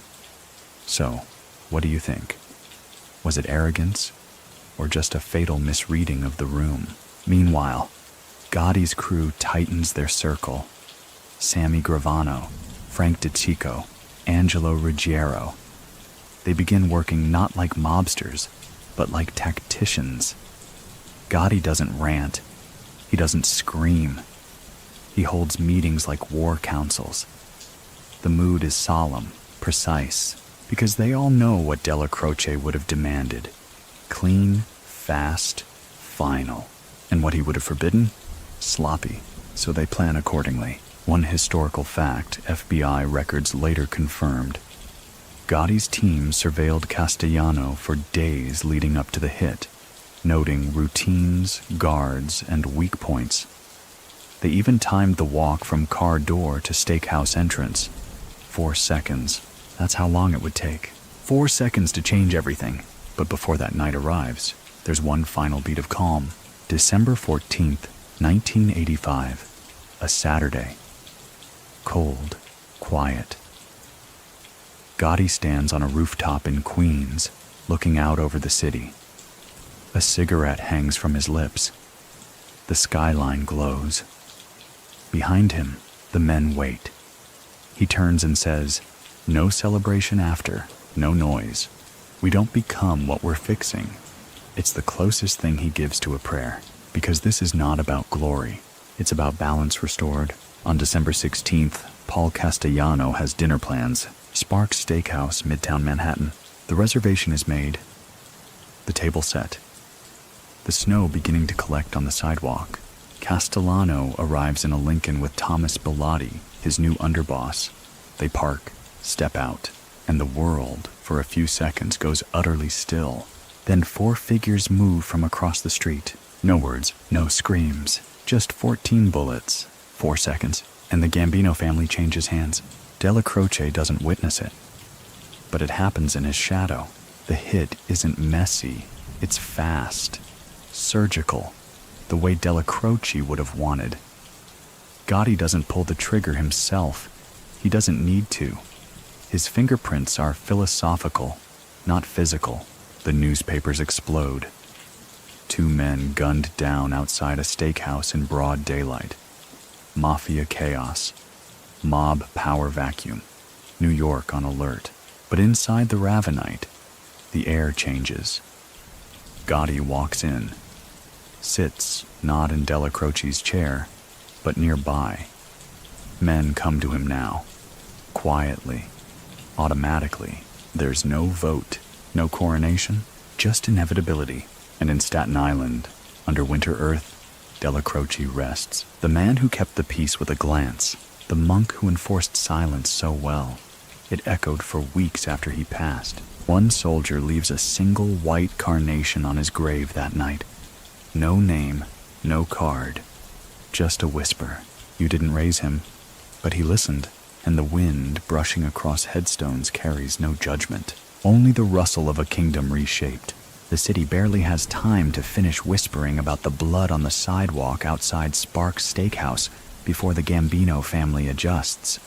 Fluid, like water finding the crack in a dam, with Paul Castellano and Thomas Bilotti laid out beneath sheets. The headlines cry chaos, but inside the family, there's nothing but swift, silent order. John Gotti steps into power with the calm of someone who'd been seated at the throne in his mind long before the crown dropped. There's no parade, no announcement, just presence. And everyone who matters understands immediately. The age of the suit and tie dawn is over. Now comes the street. But what no one says aloud, not even Gotti himself, is that every move he's making now still happens under the watchful eyes of a man no longer alive, Aniello Dellacroce. The monk might be gone, but the architecture of the Gambino machine still bears his fingerprints. Gotti doesn't pretend otherwise. In fact, in private, he honors the man more than he honors the hit that made him boss. At the Ravenite, Dellacroce's chair remains empty. Gotti never touches it. He has his own seat now, yes, but he doesn't dare step into that space. He knows the weight it carries. That chair isn't just furniture. It's a relic, a monument, a daily reminder that power without restraint is just noise with a death sentence. Many people still think that Gotti modeled his early reign not on Castellano, but on Dellacroce, mirroring his blend of decisiveness and presence, minus the silence. So what do you think? Was Gotti paying homage, or picking and choosing from the past his closest men, Sammy Gravano, Frank DeSico? Notice this balance in their new boss. He may laugh louder, dress sharper, smile wider, but there's something almost monastic in the way he measures out punishment. He doesn't explode. He chooses. And that choice, that quiet pause before a command, is pure Dellacroce. Even when Gotti meets with other bosses, he references Neil like scripture. Neil wouldn't have let that go. Neil would have handled it cleaner. Neil didn't talk. Why are you? The monk becomes a kind of ghost chancellor to the new administration, invoked when needed, revered even by those who never met him. At Dellacroce's grave, visits increase. Quiet ones. Soldiers come alone, usually at dusk. They kneel, touch the stone, say nothing. One captain leaves a pack of Pall Malls and a single matchbook. Another leaves a copy of the Daily News, folded to the obituary section with a corner dog-eared. They come not for prayer, but for grounding, because Gotti may be the boss now, but Dellacroce remains the barometer. Inside the FBI, reactions are divided. Some agents celebrate the chaos, believing Gotti's brash style will make him easier to catch. Others mourn the loss of Dellacroce, not because they respected him, but because they understood him. He was predictable, contained, a man who believed in the system, even if that system was built on crime.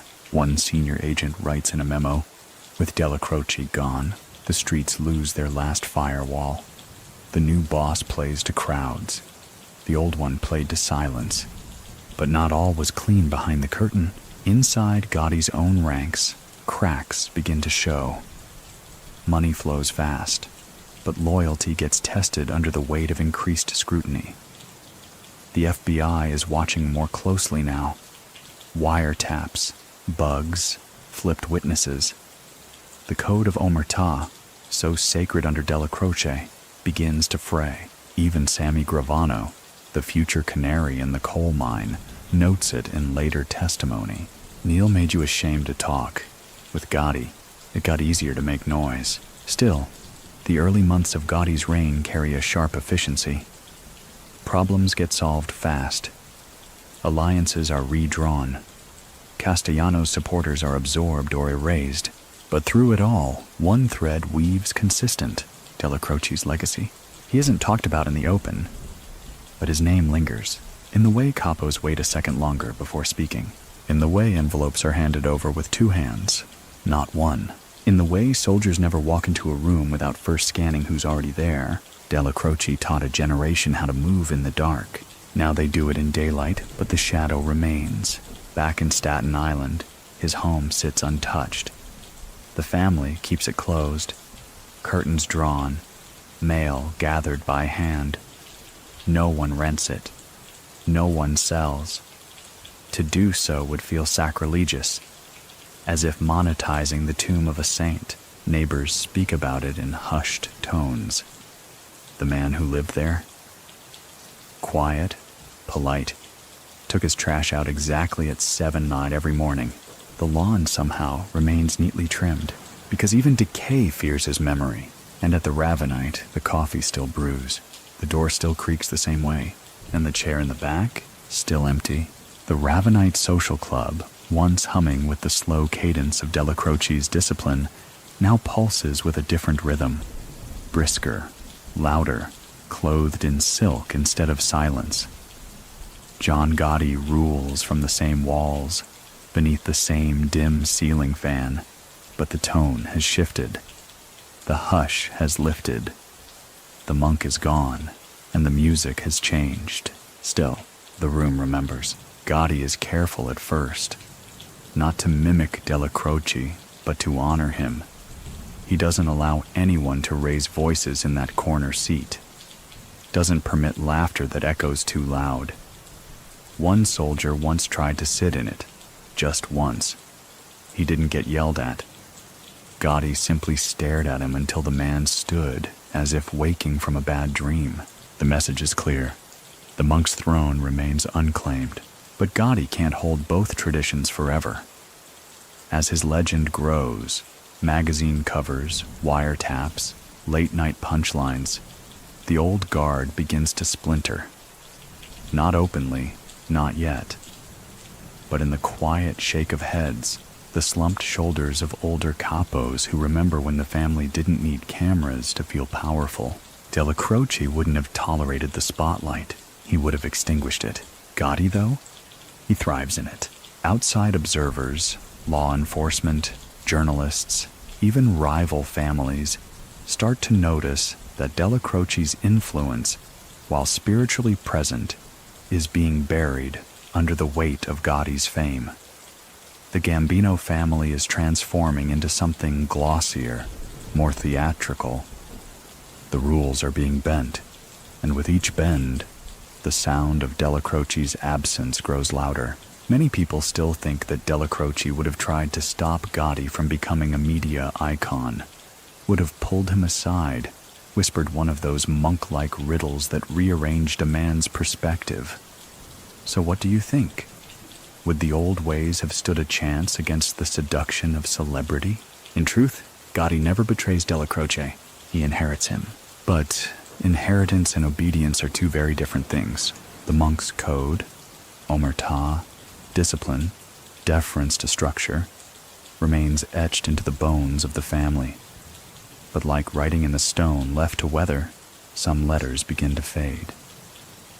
The younger soldiers, many of whom never saw Dellacroce in person, treat his name like myth. They respect it, but they don't live it. They live Gotti now. And Gotti, for all his charm and charisma, isn't carved from the same stillness. He moves. He flashes. He makes headlines. Still, he keeps certain rules alive.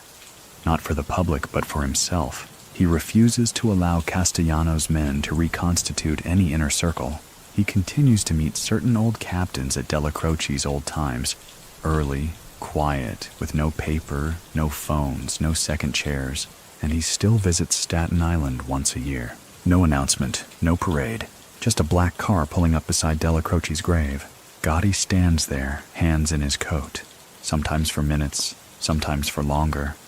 No flowers. No words, just memory, and in his own way, grief, because Gotti knows something the others don't. Knows that without Dellacroce, there's no him. That the monk didn't just protect him, he forged him, hardened him through patience, tested him with stillness, let him feel the cold weight of unspoken expectations. Back at the Ravenite, changes creep in. Surveillance increases. Wiretaps start catching voices. The FBI, no longer dealing with the phantom that Dellacroce was, finds Gotti more reachable, more conversational, and eventually, more vulnerable. But for now, the monk's shadow still grants immunity. Some agents joke that Gotti keeps the Ravenite haunted. Others say that when Dellacroce died, the air got easier to breathe. Both are wrong, because even in death, Dellacroce lingers. in the way a capo hesitates before speaking out of turn, in the way a soldier folds his envelope twice, not once, in the way Gotti looks at certain men and says nothing, just like Neil used to. There's one story from this time that makes the rounds years later. A young associate mouths off during a poker game in Bensonhurst, bragging about his in with the boss. Said he could name his price, get a crew, maybe even his own book soon. An older soldier, one of Dellacroce's last remaining loyalists, calmly gathers his chips, stands, and leans in. He says, "You know who else could have had anything? The man who never asked." Then he walks out, and just like that, silence reasserts itself, because while Gotti's era might run loud, Dellacroce's rules are still written in the mortar between bricks. You just have to listen closely. Courtroom lights are too bright, sterile, unforgiving. A far cry from the low, nicotine-stained ceilings of the Ravenite Social Club. And yet, it's here, under the flicker of fluorescent bulbs and the rustle of paper shuffling, that the consequences of the post-Dellacroce era begin to calcify. Gotti is no stranger to the courtroom. He wears it like a tailored suit, composed, charming, unflinching. The tabloids call him the Teflon Don because charges slide off him like rain on a Cadillac. Jurors are awed, reporters are fed. The courtroom gallery becomes theater, but in the rows behind him, among the attorneys, marshals, and FBI agents, Dellacroce's ghost is watching, not because the monk believed in the law, but because he understood its gravity. See, Dellacroce avoided courtrooms not by magic or luck, but by structure. He lived beneath the radar, behind the curtain. His world was precision and silence. He didn't need cameras or smiles. He needed absence. Gotti, on the other hand, is becoming a master of presence. In one trial, Gotti walks into the courtroom in a camel hair coat and an Armani suit, winking at the cameras. The jurors can't decide if he's dangerous or dazzling. One prosecutor mutters, "He's not on trial. He's on parade." The verdict? Not guilty. Another trial, same rhythm. Jury tampering is suspected. Bribes whispered about in basement bars. The government fumes. But Gotti walks. Many people still think that if Dellacroce were alive, Gotti would have never allowed himself to become so visible, so exposed. So what do you think? Would the monk have reined in the show, or stepped away and let the drama consume itself? One historical fact remains. During Dellacroce's decades in the family, he never once faced a televised trial. His name may have been spoken in courtrooms, but his face, rarely.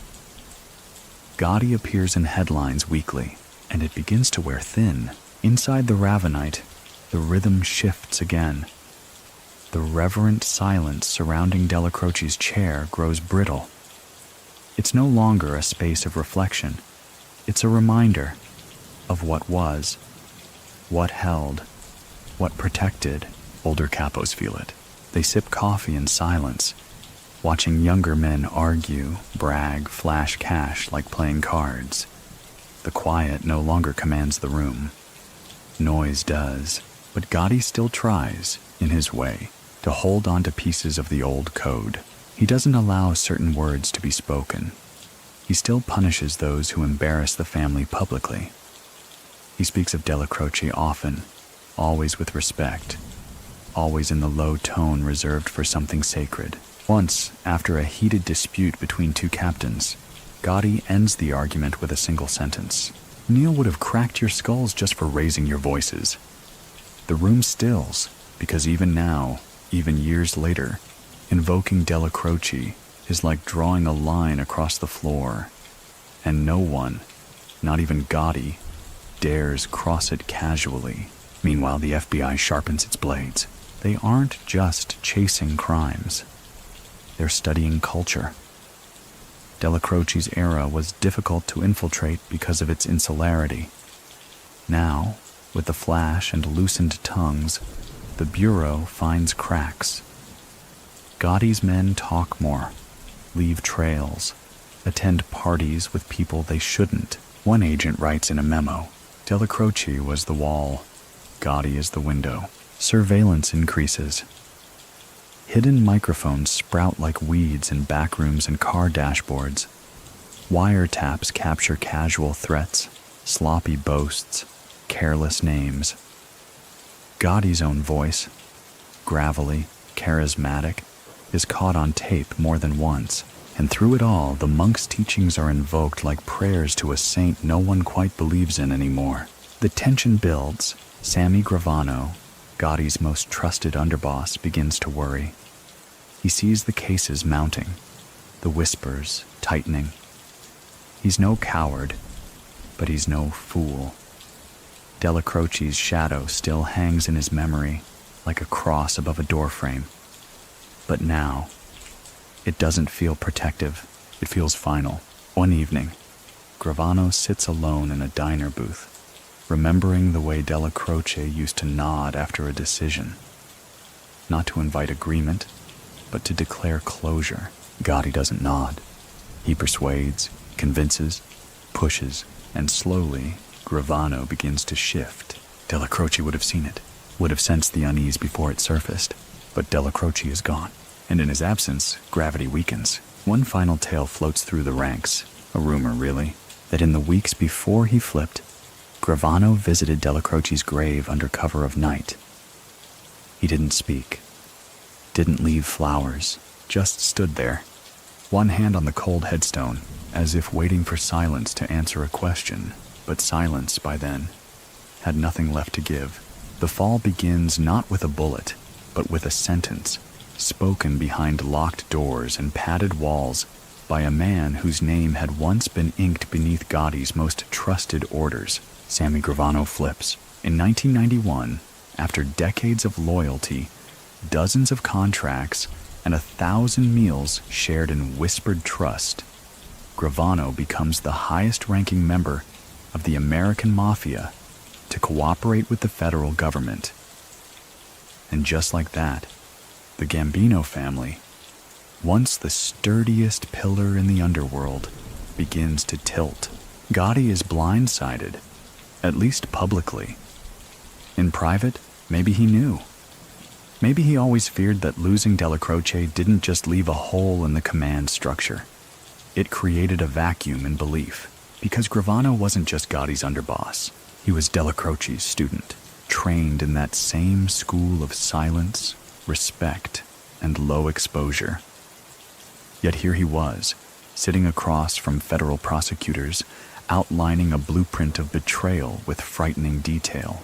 Many people still think that had Dellacroce lived just a few years longer, Gravano would never have turned. So what do you think? Was it Dellacroce's death that loosened the glue, or the glare of Gotti's spotlight that melted it? What's undeniable is this. The foundation Dellacroce laid had cracks filled by faith, and when that faith eroded, the truth poured out. Gravano's testimony is a tour through years of mob hierarchy, rivalries, extortion, and murders. His voice, calm and detached, doesn't match the violence of his words. He isn't emotional. He's not vengeful. He's clinical.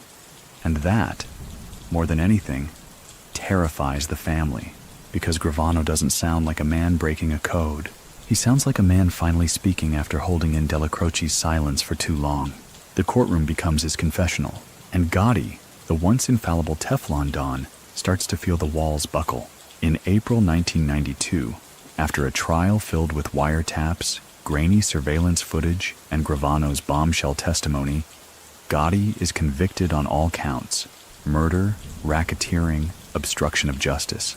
The sentence: life in prison without the possibility of parole. No more tailored suits, no more winks at jurors, just a concrete cell and the echoes of a fallen empire. Back at the Ravenite, things go quiet, not in the sacred, measured way Dellacroce had once maintained, but in the hollow, abandoned way of a kingdom without a king. No one sits in the boss's seat anymore. No one jokes. The doors eventually shutter. The windows go dusty, and the chair in the back, the one no one dared occupy, remains untouched, as though waiting for a man who won't return. One historical fact. After Gotti's imprisonment, the Gambino family fractured, reorganized, and diminished in influence. It never disappeared, but it never truly recovered the coherence it had under the dual weight of Gambino and Dellacroce. It's said that Dellacroce's style, his belief in quiet loyalty and strong structure, died with him. Gotti's rise was bright, fast, and bold. His fall was just as cinematic. But Dellacroce? He didn't rise. He anchored. He didn't fall. He was laid down, and even in death, his code haunted the ones who could no longer uphold it. There's a story that floats through mob folklore now, half memory, half wish, that on his first night in prison, Gotti sat alone in his cell, lights dimmed, hands folded, and for the first time in decades he whispered, "You were right, Neil. No one knows if it's true." But the legend lingers, because while Gotti's legacy is shouted from headlines, Dellacroce's is whispered. One survives in clippings, the other in caution, and in Staten Island, his grave remains simple, clean, no gold lettering, no inscriptions about loyalty or honor, just a name, a date, and the quiet. Long after the flashbulbs fade and the courtrooms empty, the story of Aniello Dellacroce remains buried in the city's quieter corners, where the sidewalks crack, where the storefront gates groan open at dawn, where the weight of unspoken rules still hangs in the air like thick cigar smoke. In neighborhoods like Bensonhurst, Ozone Park, and Staten Island's South Shore, his name isn't shouted. It's implied. Old-timers tell stories over espresso. They speak of Neil in the way you'd talk about a ghost that never scared you, but always watched. You didn't ask him anything, one says. You just hoped he nodded. Dellacroce never craved legacy, never planned for it. He didn't want to be remembered. He wanted things to work.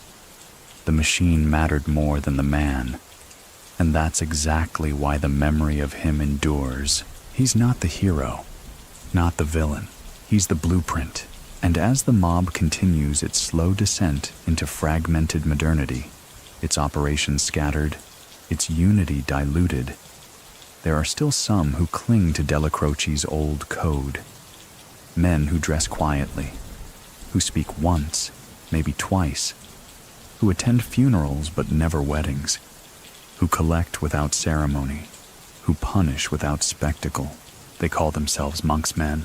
Not many left, but enough. Many people still think that Dellacroce's style, his cold, methodical stewardship, was the last true spine the Mafia ever had. So what do you think? Was he a dinosaur who delayed the inevitable? Or the last architect of a code no longer built to survive? Law enforcement, decades later, still references him in seminars and FBI training slides, not as a myth, but as a model. The agents who chased him knew they were dealing with something unique, a man who wielded silence like a blade, who could terrify with a frown and make alliances with a shrug. In one internal memo from the late 1980s, an FBI analyst writes, Dellacroce represented a version of organized crime that understood longevity. His restraint made him dangerous. His quiet made him eternal. That quiet still lingers in odd places. There's a boxing gym in Gravesend, open since 1954. Rumor is, Dellacroce helped fund its first punching bags. The owner won't say. But there's a photo on the wall. No names, just suits and shadows. One figure in the back, partially turned, almost smiling. Another story from the Bronx. A bartender finds an envelope under the register one morning in 1993. It contains $2,000 in cash and a note written in pencil. For last week, with apologies. The paper bears a watermark from a printer last sold in 1982. The bartender asks around. No one claims it. No one would. The older regulars just nod. Neil took care of his debts, even late. Of course, the modern mob doesn't speak in Dellacroce's cadence anymore. Wiretaps are common. Flash is back in style. The newer bosses play politics, dip toes in digital fraud, hedge bets in cryptocurrency. The rules are different. The risk, diffused, but something is missing. Not just control. Elegance? Dellacroce's world wasn't romantic. It was brutal. But it meant something. Even in the crimes, there was form. Even in the fear, there was expectation. You knew where the lines were. You knew what silence cost. And now, no one's quite sure who's listening anymore. One final whisper from history. In 2001, on the anniversary of Dellacroce's death, a single white envelope arrives at the Ravenite, long since shuttered. No return address. Just a name. Neil. Inside, a folded photo of the man in his chair. Underneath, 5 words typed on a manual typewriter. We still remember the rules. And that's the echo of a man who never asked to be remembered, but whose absence still commands respect. Not in marble, not in memoirs, but in the silence between sentences. The deeper you dig into the underbelly of the American mob, the more you find that silence isn't just a tactic, it's a character. And in that cast, Aniello Dellacroce was its most disciplined performer. Even now, decades after his death, you can find his fingerprints on behaviors, on customs, on decisions made not in the heat of ego, but in the chill of restraint. Not many people left carry the code, but those who do, they all walked in Dellacroce's shadow at some point. Take, for instance, the mid-2000s. A series of indictments drop, cutting deep into the Mafia's infrastructure. Dozens of arrests, families crippled, lieutenants flipped. And yet, every time an old-timer is brought into court, the story's the same. The feds know the operation, but they can't touch the structure. Why? Because Dellacroce didn't build in names, he built in habits. Routines that didn't leave trails, orders that didn't echo, rules that whispered instead of barked. The agents who chased him in the 70s and 80s eventually retired, many of them admitting, off the record, that Dellacroce was the one we could never quite touch. Not because he outsmarted them, but because he never gave them anything to see. One veteran prosecutor said, "You could throw 100 subpoenas at him, and you'd still only have a shrug." He didn't fight the system. He just lived beneath its radar like a submarine. No lights, no surface breaks.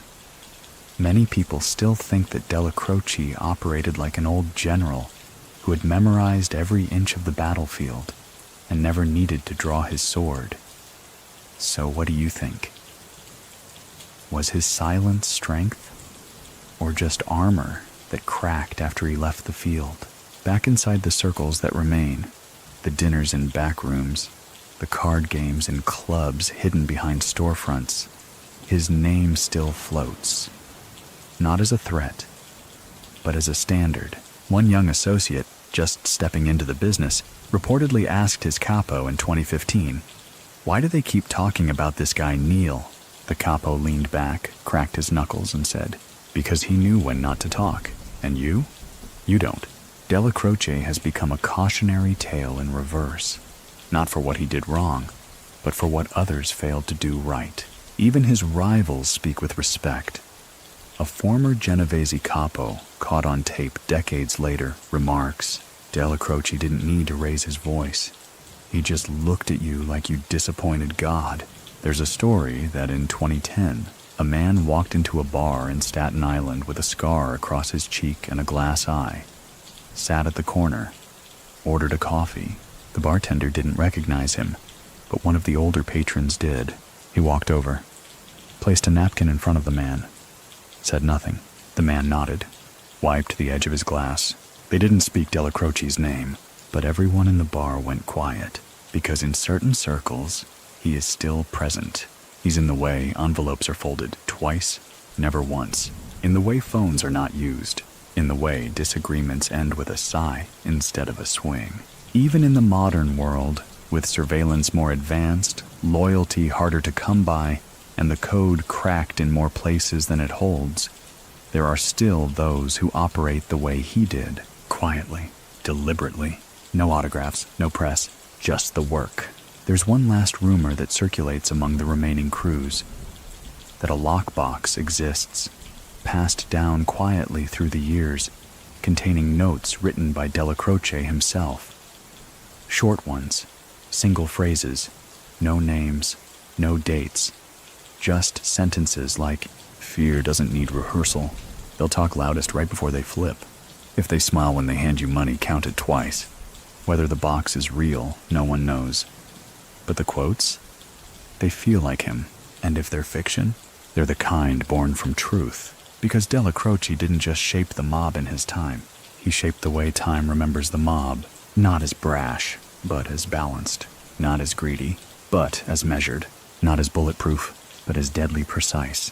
The kind of man who didn't need to write his story, because everyone who met him carried a chapter inside them ever since. Time moves differently in the shadows. Decades don't roll like film reels. They gather, like dust on an untouched chair in the corner of a quiet room. And in that room, Aniello Dellacroce's legacy sits, unmoved, untouched, as real and heavy now as it was the day he exhaled for the last time. By the 2020s, the mob isn't what it once was. The structure's still there, fractured, yes, but not vanished. The names change, the methods evolve, the silence, mostly gone, replaced by digital trails, impulsive messages, sloppy ambition.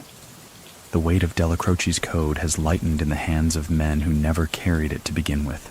And yet, there are pockets, corners, men who still pause before speaking, who still look over both shoulders, who still wear dull suits not out of humility, but out of strategy.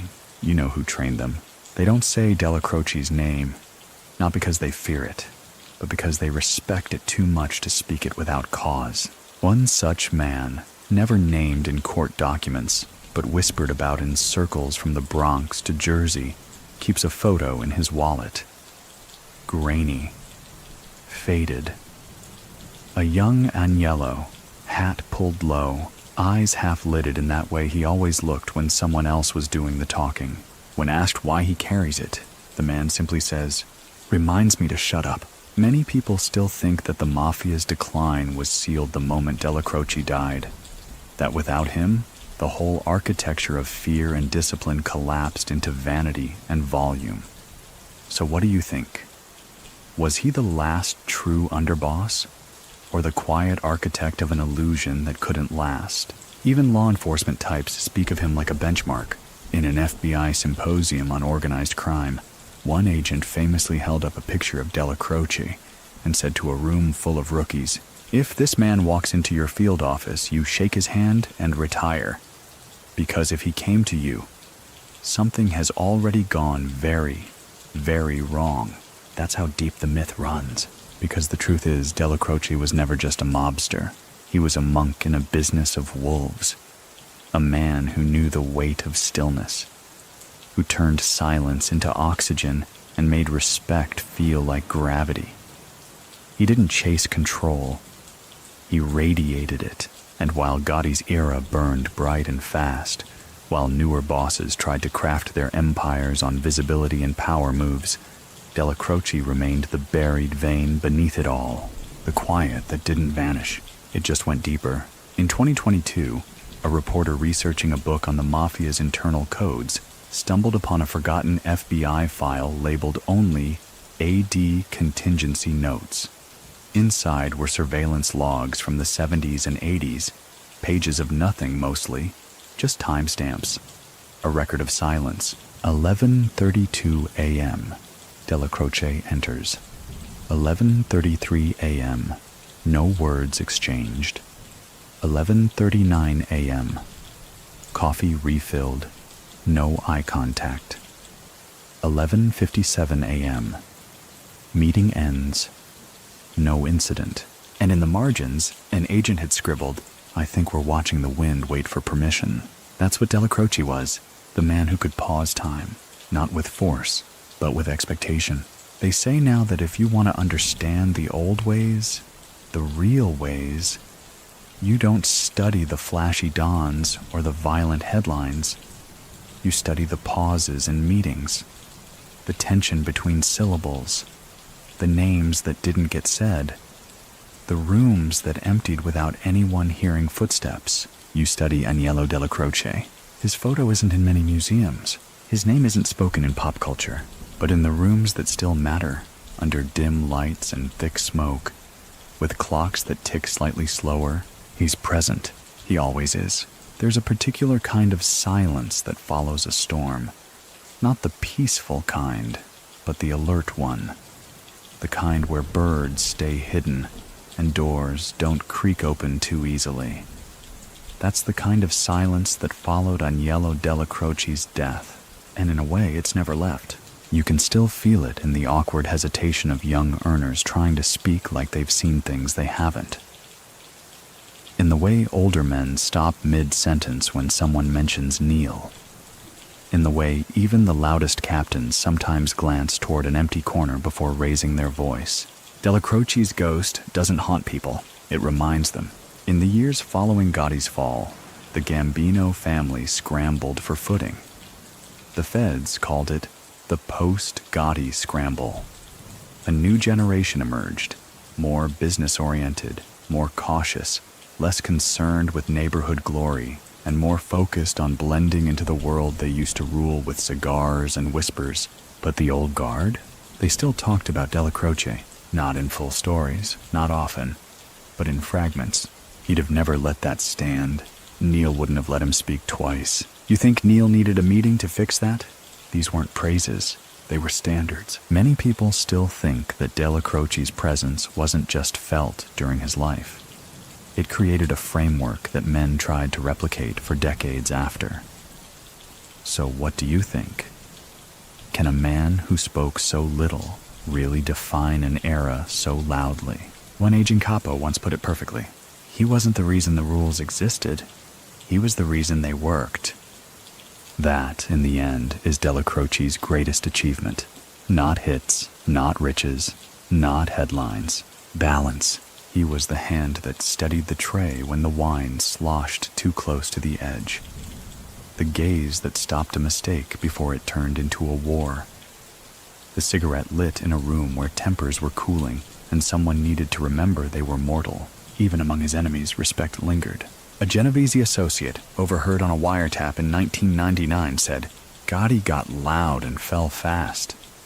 Dellacroce? That guy was quiet and stayed standing longer than most of them even realized. Today, his image is difficult to find. He didn't leave a trail of photographs, no memoirs, no recordings. His legend is stored in pauses, in coffee-stained counters, in the memory of a glance exchanged across a room full of men who knew that when Dellacroce looked at you, you listened. There are still men who mimic him. A few sit with their backs to walls.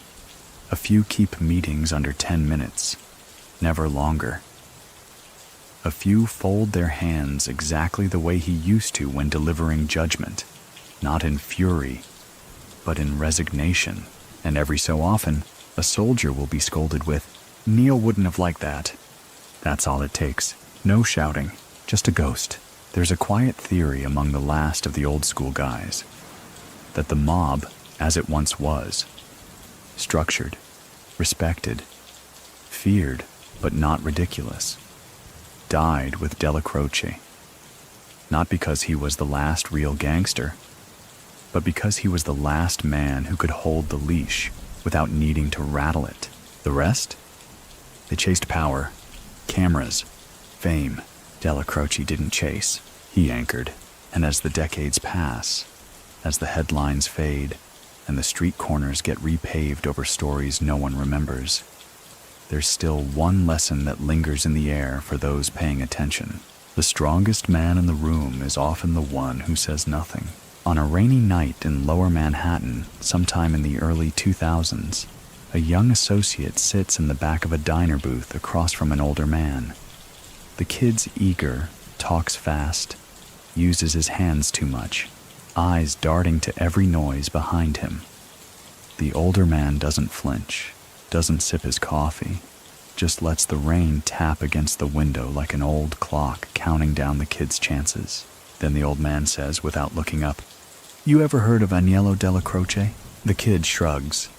"Yeah, I heard he was tight with Gotti, right?" The older man breathes through his nose slowly. "No," he says, "Gotti was tight with him." That's how it always begins. Not with a lesson, but a correction. Because even decades after his death, Dellacroce isn't a memory. He's a measuring stick. A set of standards buried not in textbooks, but in the muscle memory of men who lived by consequences instead of charisma. He didn't demand respect. He made it inevitable. And even now, in backroom conversations and parole board interviews, when someone invokes the old way, they mean his way. You'll hear it in certain phrases, said low and carefully. Keep it like Neil kept it. If he wouldn't have done it, you shouldn't either. Would Neil be proud? Or would Neil disappear you?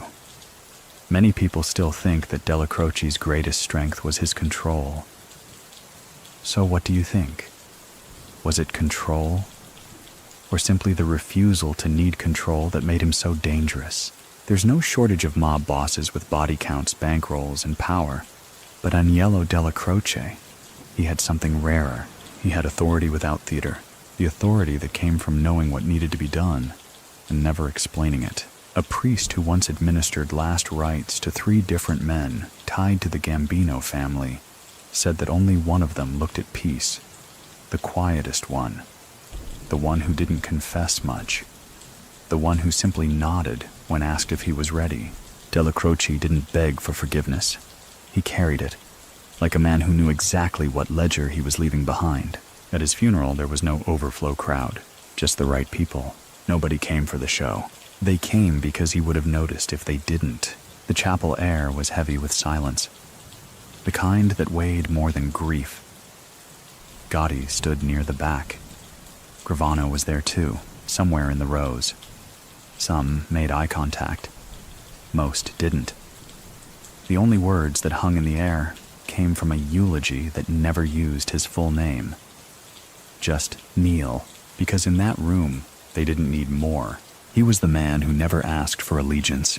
He just commanded it by being there. And now, decades later, the places he once moved through are fading. The Ravenite Social Club is long gone.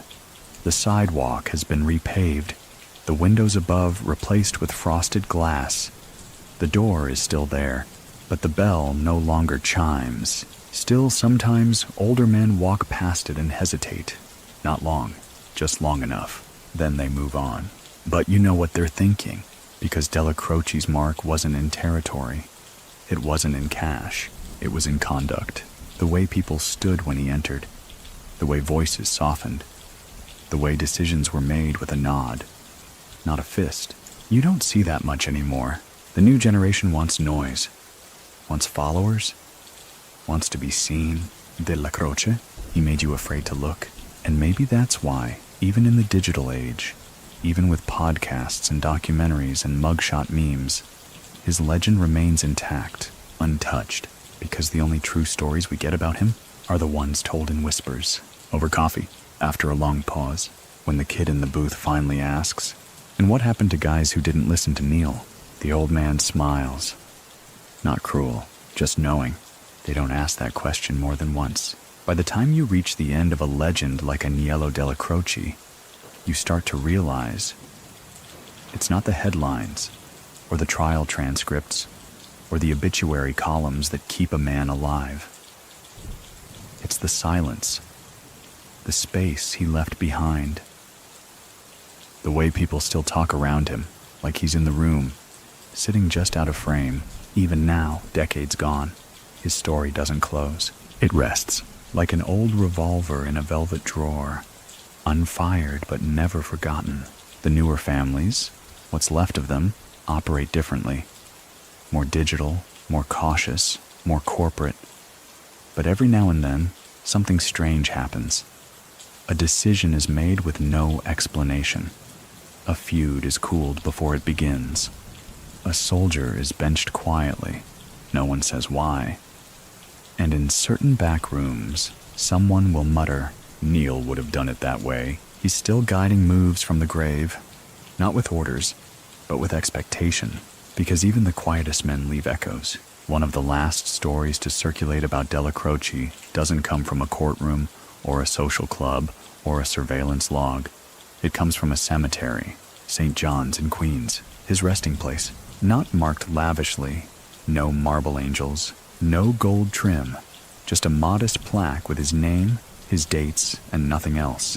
But if you go at dusk, especially in November, you might see it. A man in a long coat, sometimes in a cap, sometimes not. He stands there for exactly 3 minutes, says nothing, doesn't kneel, doesn't pray, then walks away. He never brings flowers, never looks over his shoulder, and every year someone else replaces him. Many people still think that Dellacroce's resting place is protected by an unspoken oath, that even in death, he commands a perimeter of reverence. So what do you think? Is it myth or muscle memory that keeps strangers from lingering too long at his grave? Maybe the best way to understand Aniello Dellacroce is not by what he did, but what no one else dared to do in his presence. Talk too much, boast, slip, because the man's silence wasn't empty. It was calculated. It left room for others to expose themselves, to overreach, to reveal their ambition or fear. Dellacroce just waited, and in a world of impatient men, that made him unreadable. And being unreadable, that's a kind of invincibility most gangsters only pretend to have. There's a line once spoken by a man who served under Dellacroce for nearly 20 years. A man who outlived the wars, the betrayals, even the gaudy era. He lived to see the mob shift, shrink, and adapt. When asked in a rare interview what made Neil different, he didn't hesitate. He had nothing to prove. That's it. 6 words. A eulogy disguised as fact. Because Dellacroce didn't need to prove he was dangerous. He didn't need to prove he was connected. He didn't need to prove he could kill you. You just knew. And when someone like that disappears, they don't get replaced. They just leave space, empty chairs, quiet doorways, stories that start and then stop. Because the storyteller suddenly realizes they're saying too much, so they look down, stir their drink, and say instead, "Anyway, he was different." And that's enough. In the end, Aniello Dellacroce fades, not with a bang, not with a trial, not even with the usual mobster's curtain call of betrayal and bullets, but with a breath. A man who once held the leash on New York's underworld dies in his sleep, in his Staten Island home, surrounded by no headlines, no press, no chaos, just stillness. It's poetic, really. The underboss of one of the most powerful crime families in American history slips away, not in a hail of gunfire, not handcuffed in a courtroom, but in perfect, monastic quiet, a quiet he always wore like a coat. The wake is small, select. The right people show, not all, but enough. There are no cameras, no speeches, just glances, nods, silent tributes in the way a man adjusts his tie, or how another holds the door open without a word. All of them understand that Aniello Dellacroce isn't the kind of man you memorialize loudly. You absorb him like a doctrine. The aftermath, though, is loud, just not right away. John Gotti rises quickly after Dellacroce's death. That very same year, Paul Castellano is gunned down in front of Sparks Steakhouse. The timing is too clean, the execution too smooth. Most believe Dellacroce's death removed the last real leash holding Gotti back. Many people still think that if Dellacroce had lived even 6 months longer, Castellano wouldn't have died on that cold Manhattan sidewalk. So what do you think? Could one more breath from Neil have changed the entire fate of the Gambino family? The debate never ends. Historians, mob writers, former feds, they all trace the line back to Dellacroce's passing. That moment where structure gave way to spectacle, where discipline drowned under the flash of expensive suits and open declarations of dominance. It wasn't that Gotti was the opposite of Dellacroce. It's that Dellacroce would never have allowed Gotti's version of the mob to rise unchecked, not because of ego, but because of math. Dellacroce knew exactly how much noise a system could carry before it broke. And Gotti turned it into a stage show, one that thrilled the streets but terrified the boardrooms. The old-timers bristled. The feds salivated. The balance was gone, and Dellacroce gone with it, but not forgotten. Even now, his methods survive, like the taste of a forgotten recipe someone still knows how to cook. Not many, but a few.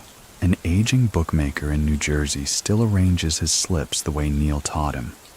Clean, clipped, left in a sealed envelope on the second shelf behind the sugar cans. A quiet earner in Bensonhurst still double-checks every voicemail for ambient noise, because Neil said the real threat was what you didn't hear. A former consigliere once told a reporter, "The problem with these new guys, they read Machiavelli.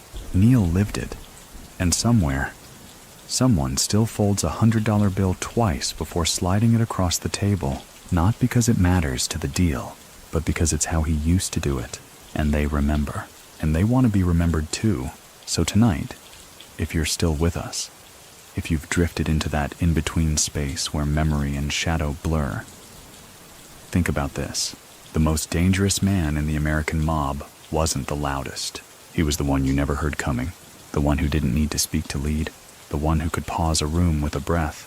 Aniello Dellacroce wasn't just a gangster. He was a ghost the mob still answers to. So now, as the final echoes of our journey settle into the quiet corners of your room, let's take one last breath alongside the man they called the monk. Not because he prayed, but because he understood silence.